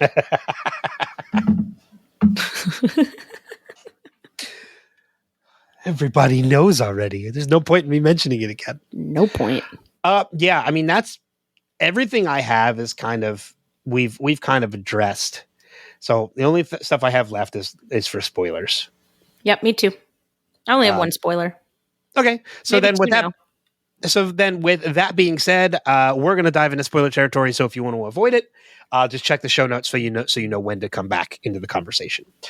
I want to start with the video and showing the team the video. And Wasn't the whole video. it wasn't the whole video. We're going to see the second half of that video, not until Penultimate. the penultimate episode. Yep. It kind of dives into one of our favorite Beard moments. In Beard's backstory, and showing that Nate didn't just rip that sign. He hid from janitorial, from coaching. He hid under the desk for hours just so he wouldn't get caught. Because I think Nate was already ashamed of what he had done immediately after he had done it. So that was interesting. But I also want to make mention too, the reason why I wanted to bring up the video is because we talk about how emotionally charged that team was after seeing that video of Nate ripping the sign and how angry it made them and how like emotionally charged they get. The team reacts to emotions on the very positive or the very negative. Because a little bit later on in this season, we see the team get shown another video that is on the opposite side of this spectrum about how great they all work together and how everything happened, like how everybody gets along and they're this great big family. And it also has the negative effect in that it makes them all emotionally cry. Oh, yeah. And then they go out to the game sobbing. They go out to the game all crying on the line and they're like, well, maybe this was a mistake. They're a very emotional bunch. They are a very emotional team. Do you ever see New Girl? You've seen New Girl. Yeah, of course I've seen New Girl. You know So this do you by now. remember the episode where Jess dates the football player and he like wanted to marry her within one date? I don't remember that episode. It's the Tinfinity episode. I don't remember it. Go back and watch it. But Winston says something that, applies here where he says they're professional sports players. They are very emotional, very competitive beings. They wear their emotions on the outside of their bodies, and that's what makes them great. Okay. So that kind of plays right into it. Yeah. Their anger in this episode and then their And then their absolute fucking sadness. Yep. Well, I don't know. I don't think it was sadness. I think it's in that moment. I think it's like they're just overwhelmed with like connection, I guess, and realizing how much of a family they are. Well, isn't In that Ted video? leaving at that point too? Oh, yeah, I think you're right. I mean, think it's Ted like all coming on top so of them. yeah, I think it's a mix of everything, like All of coming it, together. yeah. Yep. What did you have? I have one other thing, but what did you have for spoilers? Well, it was Ted zeroing in on the thumb drive makes me remember that he probably watched the whole video. You know, everybody else was perfectly content in watching part of that footage. Nobody thought to continue watching past him ripping up that sign, except Ted. And we see what happens afterwards. So it's interesting to me that Beard and Roy, who got the footage in the first place, wouldn't have watched all of it. Yeah, because when Ted shows it to Beard in the penultimate, Beard had never seen it. Right. Yeah. So that was interesting to me because Beard's not that kind of a character. He's a whole story kind of character. Yeah. Well, but it kind of plays into the whole thing I had mentioned too about how Nate was in their head. Yes. Well, and he was really in Beard's head. But Beard and Roy are so angry. They're angry enough for Ted. Yeah. You know? So yeah, I mean, I just immediately thought of Ted watching the whole footage when I saw that particular story. And then there was something else that I said, oh, I'll save that for spoilers. It's gone. Okay. The only other thing I have for spoilers too is just kind of diving a little bit deeper into Ted confronting Michelle. That's probably where I wanted to go. So yeah, let's do that. And how I said Michelle is seeing something in Ted that she's never seen and she's always wanted to see. It kind of leads a little bit more credence into the fact that when Ted leaves and goes home, Michelle and Jacob are not together anymore.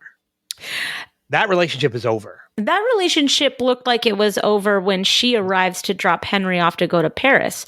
That relationship probably ended with Ted's FaceTime right there.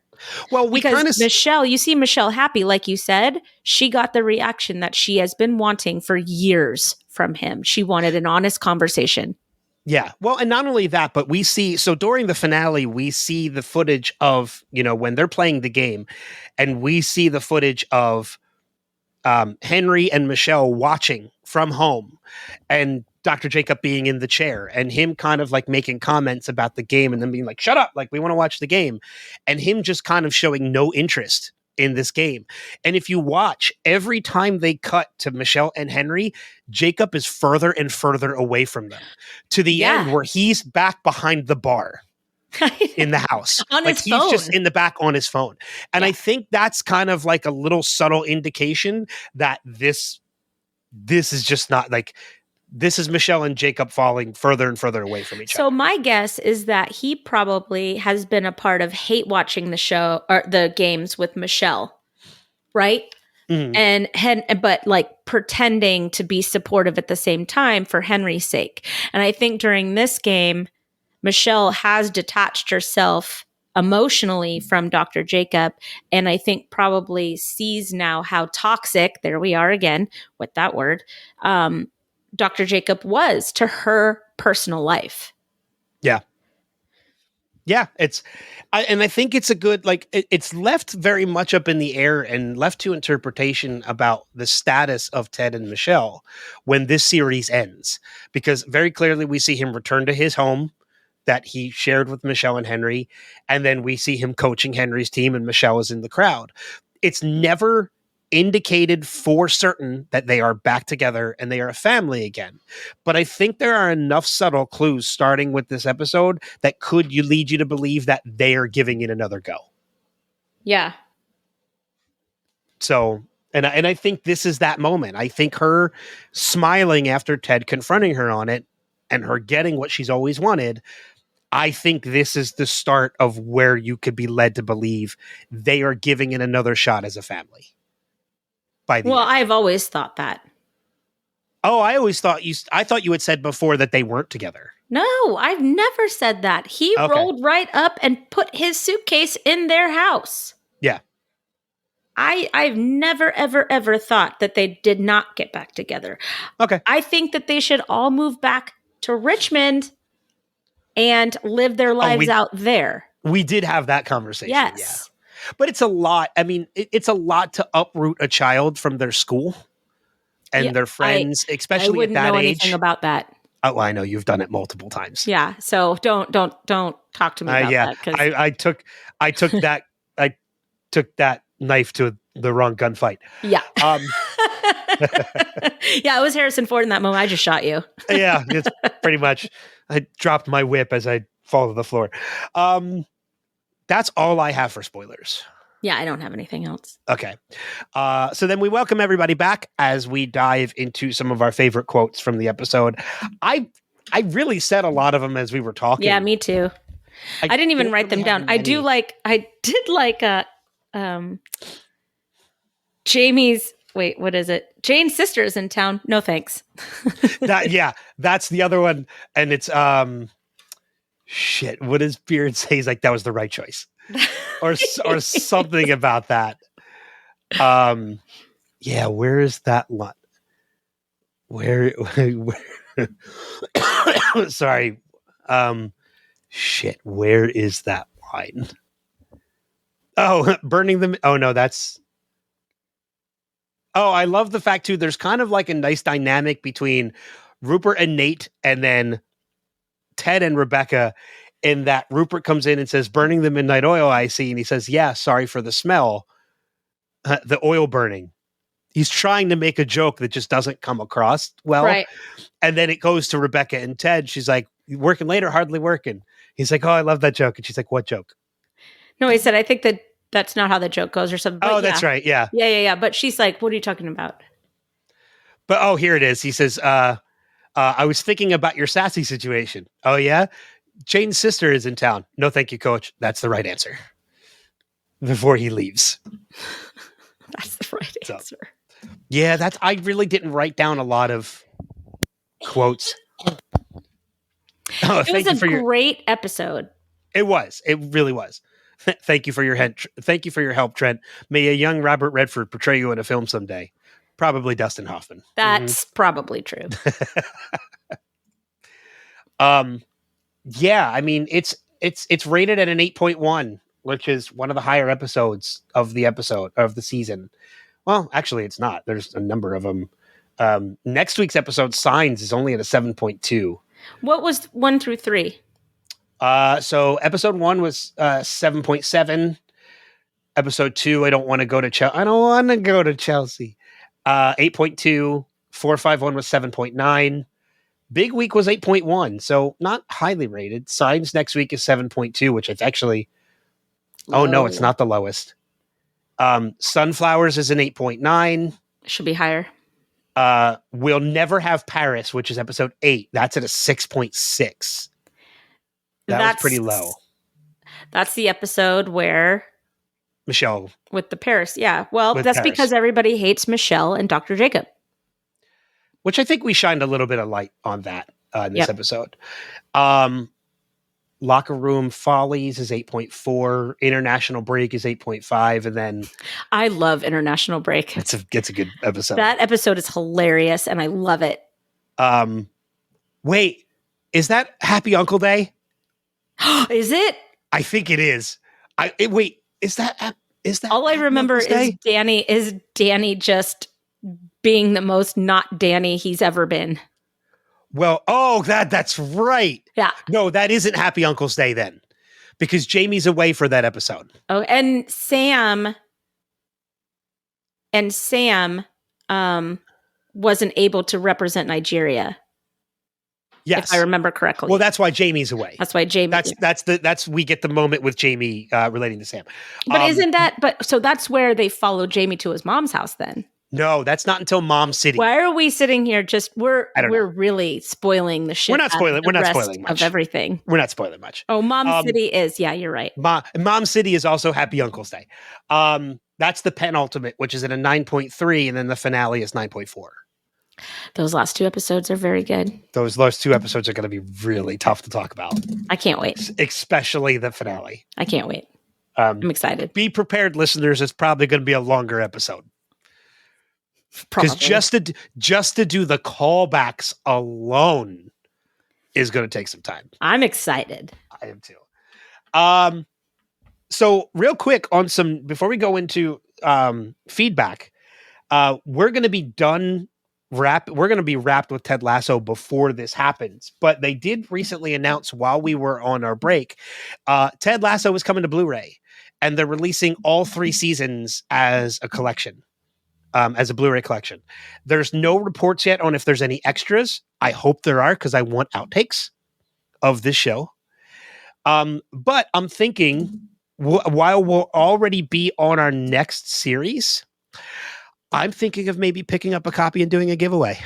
Ooh. To some of the listeners. Not some, to just one. We're not made of fucking money. But like, I'm thinking maybe picking up a copy of it and just doing a giveaway of it. Even though we'll already be done talking about it, people will still want it. Yeah, that's fun. I like that idea.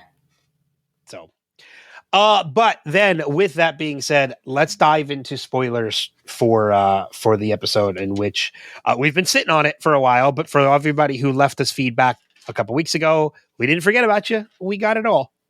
So that's what we're gonna talk about. So, do you want to kick things off with the Sure. the email that we received? Let me open it. Here we are. Scroll down. All right. Ready. Go for it. Okay. This is from Jason Kabazzi. No, it's not. No, it's not. He forwarded it to us. Oh, stupid Jason. Okay. This is from Mark Nichols. Yay, Mark Nichols. I don't know who you are, but I'm really excited for you. He's a Podcastica listener. Yeah, I'm saying yay. I'm still excited. Yay. Hallelujah. Okay. Ben and Kristin, I have binged all of the Ted Lasso podcast in the last week. Kristin is my favorite person in the whole world. Ben is pretty cool too, but Kristin speaks my language. She is a teacher like me, and I love hearing her talk about how crazy the job has become. I love West Wing and Aaron Sorkin. I would like to formally submit a request that you do a podcast on it. Okay, deal. If you ever need a guest, I would be happy to join, as I've seen the series 15 times. Oh, I love that.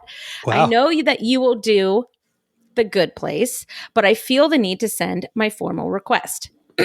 Now, I already loved All She Did. And then you mentioned your love for Fraggle Rock, and I was singing along with you. Thank you for all you both do, especially Kristin. Love the podcast and love the Fallout podcast as well, Ben. Thanks for all you do and looking forward to the next rewatch with you. West Wing! Thank you, Mark Nichols. Oh, Mark, I think you're one of my favorite people in the whole world. I'm not upset at all about all the love for Kristin over me, because I agree with you. Kristin's awesome. So I would love to know what you teach. Send me more about what you teach. But thank you for like binging all of the episodes. That's a lot of time. Yeah, that is a lot of time. And that's a lot of our voice.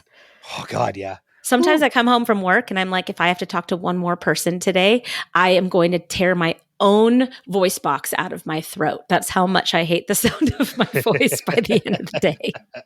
Like I'll come home and Dave is like, how was your day? And I'm like, no. I don't want to talk about it. No. Why don't you tell me about your day and then tell me read me a book. I don't care. I like the idea and I like the image I just got of you just literally looking at Dave and being like, no. And that's all it is. Like, you don't say anything else. Like, how was your day? No. No. Mm-mm. Sorry. Yeah, no. Oh, gosh, man. it's crazy right now, too. I mean, I could probably do my own podcast on how nuts education is right now and how nuts being a middle school teacher is right now. I mean, woof. Woof, yeah. Woof, woof. I've had some crazy things happen to me in the last couple of weeks while we've been on a break. You have told me stories in the past, so I can only imagine some of the stuff that you... Yeah, it's like turned up to 11 right now. because kids are getting all their power from their parents, and parents know that they have all the power, and social media has ruined it for teachers, and admin bows to parents, and the school board bows to parents, and the state bows to parents, and parents, I love you, but you're not in the classroom. You are not in the classroom. And until you are prepared to be in the classroom all day long and see what's going on in the classroom, you don't get a vote, period. With the exception of doing stuff for the podcast and for moderating and stuff like that and network connections, I have backed off of social media a lot because I'm starting to realize how toxic of a place it really is. There's that word again. Even the simplest things, like I will go on Facebook or Instagram and I will watch just these short, 1-minute videos of cats. It's all it is. Just cats doing stupid, cute stuff. And as a cat owner, I love them because me too. I love those cats. And then you make the mistake of going into the comments and it's like, oh, you shouldn't have done that because the cat's afraid. It's like, oh, here comes another fucking know-it-all in the comments. Right. Just close your mouth because you don't know anything. Have you seen the cats with brain freeze video? Yes. Because or the one where the cat falls off the top of the thing and falls in the bucket and you hear, oh, shit, from the cat. I haven't seen that one. Wonderful. I don't even know if it's oh shit, but the cat audibly says something like, oh, no, or something like It's God. I love cat videos. Cats are hilarious. Too. I think they're a lot of fun. But let's go. Let's continue on with the feedback. So we have a couple voicemails to play that we've been sitting on for a while, as I mentioned. And this first one comes from our friend Greg. Good morning, Revisited. This is Greg. This week for the Big Week episode, I just want to touch on one particular point. And yes, Kristin, you're correct. I am a reasonably forgiving person. I am a forgiving person because I fuck up a lot. And so I prefer to give other people the benefit of the doubt. I have made poor choices. I have made mistakes. And I understand that you guys can't stand Nate, and I can appreciate that. But from my point of view, I've been in that situation where you've basically not backstabbed necessarily, but you've really hurt someone who was a friend because you had personal resentment towards them, or because I had personal resentment towards them. And you want to go to apologize, and we see this in Nate. And I can only imagine this has been happening since he left. He's just once you get past the anger, and once all that's left is to move forward, if you can't seek them out. You can't. Well, look, I couldn't, because at heart, I am a coward. It is very, very difficult for me to go to someone and say, I am sorry for what I've done.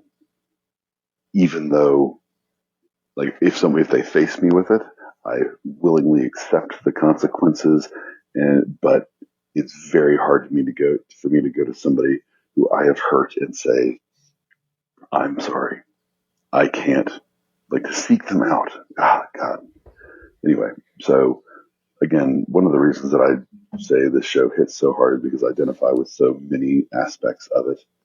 I would say the only people I don't identify with are Beard and Jane. And next week we're going to get another one, not Beard and Jane, but another big one that hit me emotionally. But all right, I'll leave that here, or stop us here, and hopefully you guys are able to get this in before the podcast. Bye. I think it's important to note, Greg, that if you've listened, our opinions of Nate have changed this episode. So we're kind of more towards your line of thinking with everything now. Well, look, I see the path to redemption for Nate. However, Nate still sucks. Yeah. like I said, because his behavior, which we didn't even talk about in this episode, but his behavior at Taste of Athens was so cringe and so gross, and just like, well, I'm Nate Shelley. Sorry, I haven't been here in a while. I love Jade. This is the most I love Jade, is her saying like, I haven't even noticed. well, Jade ends up. It's spoilery. I don't want to talk about it. Yep. Can't say it because it's spoilery. But I agree. And it doesn't help too that the manager of the restaurant kind of enforces it by making him seem like he's somebody important. You know, that he's been recognized as being somebody of importance in this city. So I get it. Again, I don't. I said it when we talked about it during the podcast proper. I don't forgive what Nate has done, but I do look at Nate a little differently now because of this episode. This episode, and also recognizing Ted's faults in what happened in season 2. Mm-hmm. Paying attention to that, watching it again with that in mind was actually really helpful. It's still really hard to forgive Nate because I think that we've all been wronged by a Nate in our lives. In whatever instance that our betrayal was. I mean, everybody has betrayal in their life. There's nobody on this earth that would be like, nobody's ever betrayed me. Well, no, that's false, right? So the reason why we're so emotional with this storyline is because we know how all of this feels.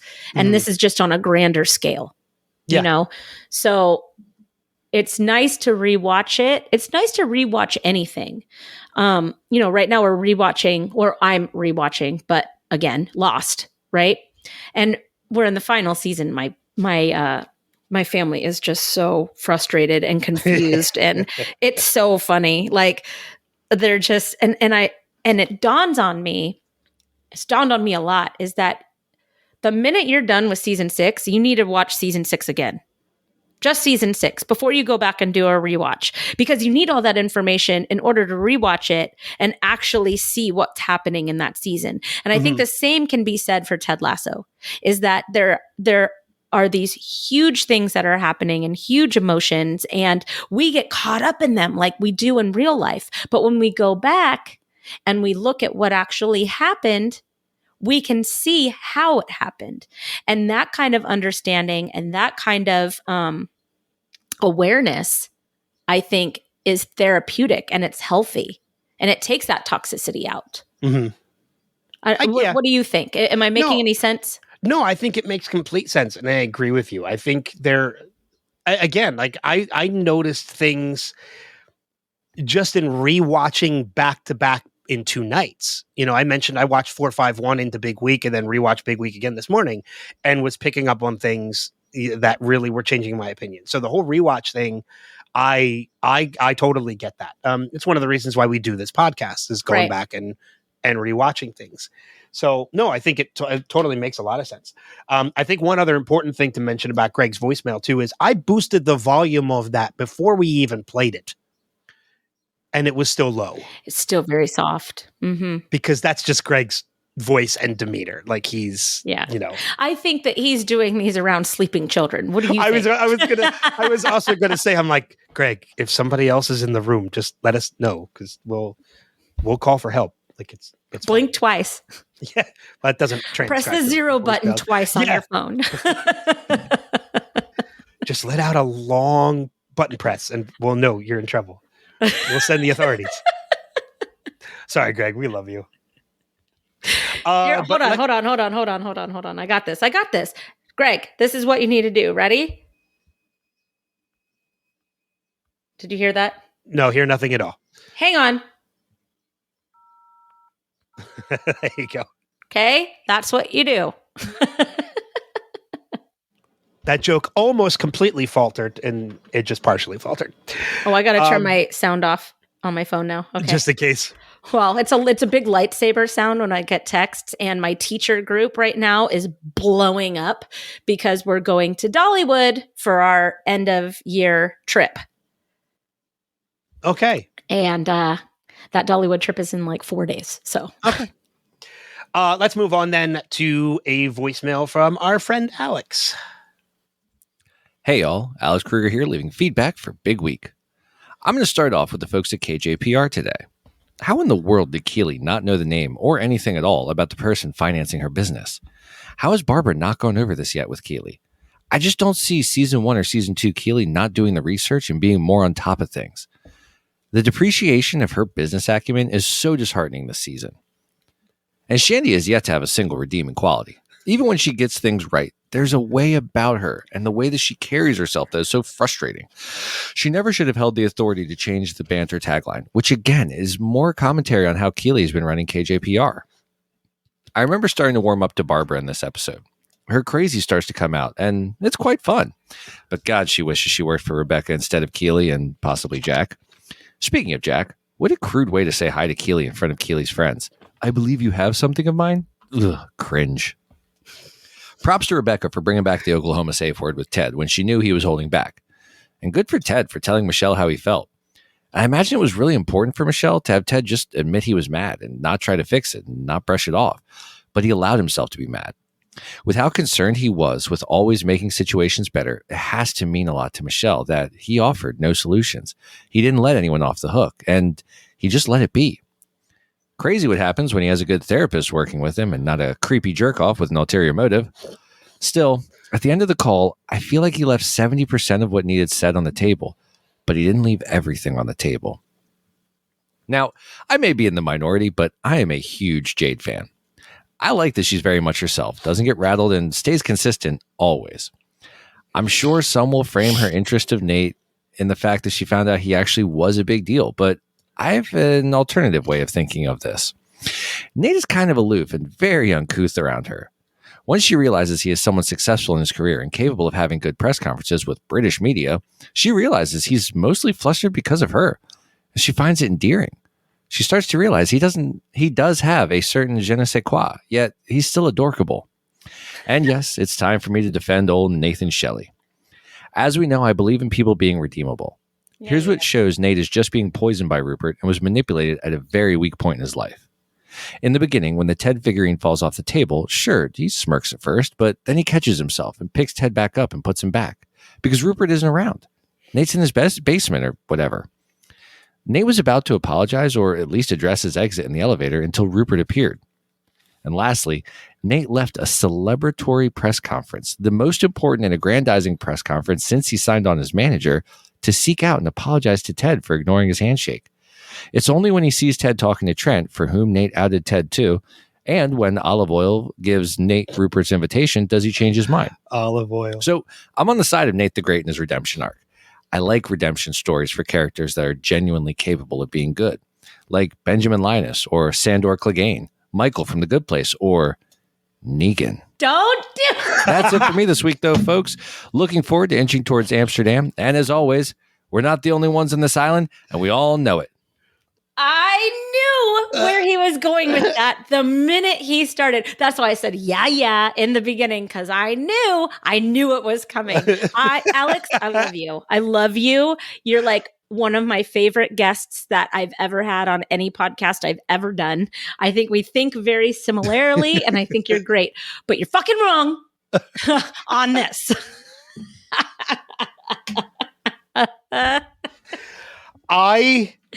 Watching your reaction, knowing what was coming, was the best. Thank you for that, Alex.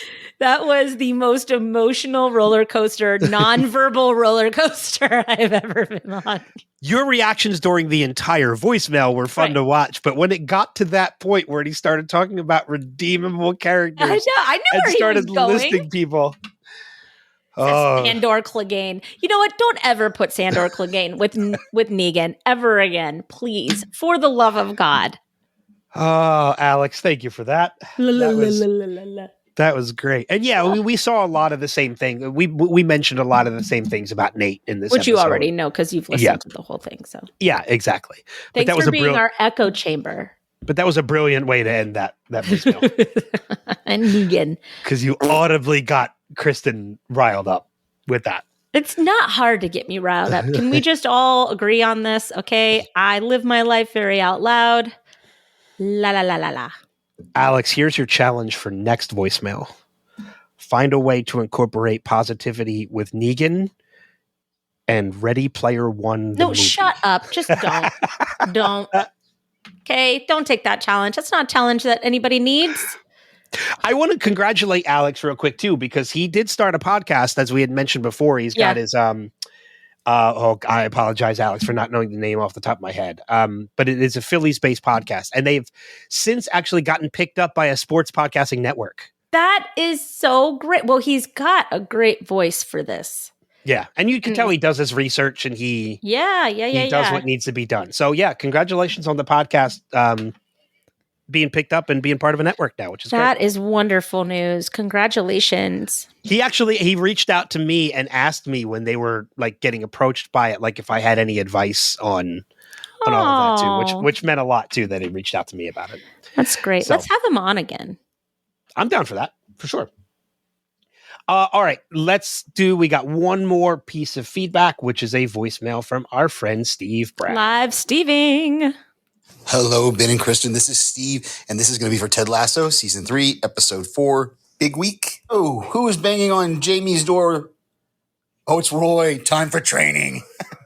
He's Winnie the Pooh in it while sleeping. Jamie, a t-shirt, no drawers. That's just weird. Roy, I'll start flicking your balls. Oh, that's right. The picture that Nate talked about is in Ted's home, not in his office. Ooh, and he got it on with Sassy Smurf again. Marlboro Man and Sassy. Love it. I didn't know passengers had Uber ratings. I didn't know that. I had to start pausing it to make comments because I'm missing things. Sassy's real name is Flo. I don't think, did we already know that? Yep. Says it to the Uber driver. Jamie explains why. Cold upstairs and hot downstairs. Ooh, I just paused it and noticed that this episode is over 45 minutes. This is going to be a long voicemail. Sorry. Brendan Hunt is just hilarious, and he pulled that off flawlessly. I wonder how many takes it took to do that rant about thinking and not thinking, overthinking, and Nate's thinking and our thinking. And Jane makes him go to Codependence Anonymous with her. Oh, so they just found out that the believe sign was Tor. Jade doesn't recognize him, but the guy bringing out the takeout does recognize him. And then Jade gets his name wrong. Jason Smelly. What'd she say? You got to charge for booze, but it's 12. I didn't order it. It's 12:30, but it's 5 o'clock somewhere, Nate. Come on. Oh, and Nate beefed it trying to get the sign down the first time, but then, he gets it and he does tear it up. I love the All the President's Men reference there, but when Ted calls Trent, says, may a young Robert Redford play you, and then Trent says, probably Dustin Hoffman. Great. Oh, okay. So Ted's scrolling through the messages from Dr. Jacob, and then Rebecca comes in and she gives him the Oklahoma, which means, right, tell the truth. I live in Oklahoma. So they're playing at West Ham. Oh, that's why Rebecca has a suite. Hey, I know they're holding the reveal of Jack being a woman, but Keely just called him a him, called her a him, and Rebecca did not correct her. It's hilarious that not even we knew Nate was in the elevator until Ted moved and we saw him with his nose in the corner. Wait, did none of them know that Jack was a woman? Hey, Rebecca, they're down 2-0. I don't know if this pep talk is really helping Ted's anxiety. Hey, I'm going to admit, I forgot that the team saw the video of Nate tearing the believe sign, and I don't remember how this game ends. Oh, they certainly did show a side of themselves. That aggression will not stand. Okay, that little press conference by from Zava. Zava is the worst. I could say Zava just sucks, but that would be redundant. Good catch, Ted. I would probably not have caught that if it was thrown at me. The thumb drive, I mean. Yeah. As much as I hate to admit this, there's twice this episode that I think Nate was about to try to do something decent and it got interrupted by Rupert. Oh, and that final conversation there between Michelle and Ted is just heartbreaking. All right. Talk to you next week. I forgot to mention, we forgot to talk about the picture that Roy gave Ted. We actually talked about see that it. picture before. We talk about it, but I don't think we ever saw it. Yeah. I think this is the first time we see it in Ted's house. Nope. It's not? Okay. Nope. It isn't. We see it in the finale of season 2 when they're both getting ready for the game, and it shows his dresser as he's listening to the song. Okay. As wasn't getting ready for the game. It was getting ready for something where he had to wear a suit or something. Was it fancy. Rebecca's father's Maybe funeral? it was. Maybe it was. Okay. Yeah. Because I remember because it was the song. He was either playing the song or singing the song that he said, if it takes longer than this song to get ready, The then Phil it's too Collins. long. Yeah. Right. And it shows him getting ready through the mirror on the dresser, and on the dresser is the picture. Okay. Because we actually talked about the fact that he doesn't have it in his office because he has it at home, because that's how much he thinks of that picture. Oh, I remember we talked about it, but I couldn't remember if we had actually seen it. Yeah, we saw it. Okay. I got reminded too of another quote that we didn't mention is when Higgins tries to tell his joke. A father and son are in a car wreck. Dad dies instantly. The son is rushed to an emergency room. A surgeon walks in and says, "I can't operate on this boy. He's my son. How is this possible?" And there's like 4 different answers, because she's a woman, she's gay, sperm donor, he lives in a simulation. Right. Yeah. I guess that's a bit dated now. Yeah, because he said, "How is that possible?" And I had the same thought. So I was like, it could be like one of 10 different options. Yeah. It's a bit dated, but thank you to everybody who left feedback for this episode. We're Can we back get now. some ladies in the bunch, please? So Anwin is getting caught up on things. Hopefully she's hearing this caught up now, and she'll start sending us feedback for future episodes. Need some ladies. But if you want to leave us feedback, easiest way to do that is just go to revisitedpod.com. There you'll find links on where to subscribe, listen, leave feedback, or you can just email us directly, feedback@revisitedpod.com. Finally, before we head out, recommendations on anything. It's been a little bit, so we might have 1 or 2. First of all, I agree with you with the text that you sent me. Bad Batch ended beautifully. Perfectly. Yep. Loved Bad Batch. I thought anybody that wants to see a quick and dirty 3 seasons of a really solid animated Star Wars show, Bad Batch is top of the list. Bad Batch is one of the best things I think Star Wars has ever put out. I said the same exact thing. I think this 3rd season, the whole 3rd season was great, but the finale was just superb. And they had to make sure that it made sense because it has to go into canon. And it was emotional. Yes. And I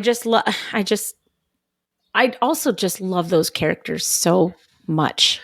Those characters are so good. I'm excited because I'm working a couple shows for the rest of this year with D. Bradley Baker, who does the voice of all the clones. Oh, I'm so jealous.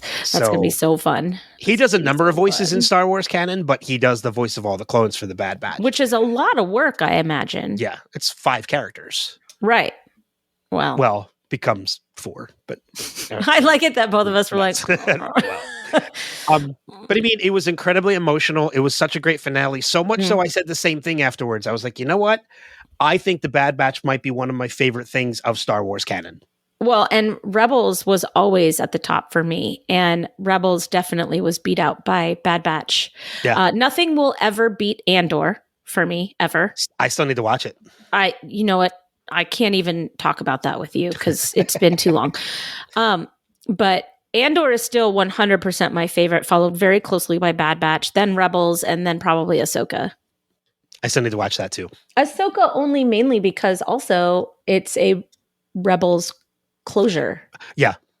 And we as Rebels fans, we all needed that closure. Every last Rebels fan needed that closure. That's one of the reasons why I still need to watch it. Yep. Not to mention the closes fact out that story, so it makes it so that the next season can truly be about Ahsoka, I think. Not to mention the fact that it was very quick in passing, but I did get the opportunity to meet Hayden and Rosario at Fan Expo a couple weekends ago. Buried the lead. What is wrong with you? Well, because again, it was very quick in passing. I didn't really get an opportunity to talk to them. It was just like, oh, like, hi, nice to meet you. And then they went on stage. I'd love to have done that panel. My buddy Victor did that panel and he did it fantastically. I'm sure. So, any other recommendations other than Bad Batch? Probably. I can't think of any right now. I actually have a book recommendation for my cool. I love books. I started reading this book in preparation for my panel with The Office because Rainn Wilson was going to be a part of it. And And this book ended up actually being huge to me when I was done with it. Rainn Wilson, who plays Dwight on The Office, wrote a book that has become a New York Times bestseller, and it's called Soul Boom: Why We Need a Spiritual Revolution. It is not an autobiography. He's already written one of those. This is a legit book about spirituality and finding spirituality, and how a majority of people in this world and in this country who say, oh, I'm spiritual, but I'm not religious, don't actually know what that means. And this book dives into how you can be spiritual without being religious, and just why people need to find spirituality in their life. And I have never been a spiritual person. I am now because of this book. Wow, that's big talk, because I It know how is. you feel. I'm not religious, but this book shining a light on what it actually means to be a spiritual person really opened my eyes to a lot of things. Okay, but if he starts a cult, you can't join it. I know. I don't plan to. But I got the opportunity to talk to Rainn about the book and thank him for writing it, and that I've, what it meant to me. And he was very appreciative of that. Didn't get him to sign it because I don't need signatures on a book. I didn't care. If it was an autobiography, it would be one thing. But this book being about spirituality was just incredibly eye-opening. And that's rare that I ever say that about books. Yeah. So I have a book like that. So if I say it about this book, I mean it. That's awesome. I love that. You should read the 4 Agreements. What is that? It's a very short book, and it is just about the 4 promises that you should make to yourself daily just to live a good life. Okay. It's great. It's literally like 4 chapters, maybe 6 chapters with an introduction and a conclusion, but it's about the 4 agreements that you should make with yourself and why. It changed my life. I read it when I was 25. Okay. I will check it out. The 4 Agreements. Mm-hmm. All right. Yep. I will check that out. Any other recommendations or anything before we get ready to wrap things up? I mean, maybe eat some Tasty Cake lemon mini donuts. If you can find tasty cakes of any kind, just go to town. Go to town. Yeah. If you're from Philly, they're easy to find. They're everywhere. They're literally everywhere. Next Monday is Memorial Day, but we will still have a new episode for you because we're not recording on Memorial Day. It's just going to release on Memorial Day. Next week's episode, Season 3, Episode 5, Signs, which is an interesting episode, to say the least, particularly with Zava. So, but that's about it for me. Anything else? I'm for you? good. Nope. All right. So then, with that being said, thank you as always. Thank you for being patient in waiting for us to return. That first and foremost. Yes. But thank you for listening, for leaving feedback, for subscribing, all that you guys do. But until next time, we'll see you guys back out on the pitch. Take care. Namaste, baby.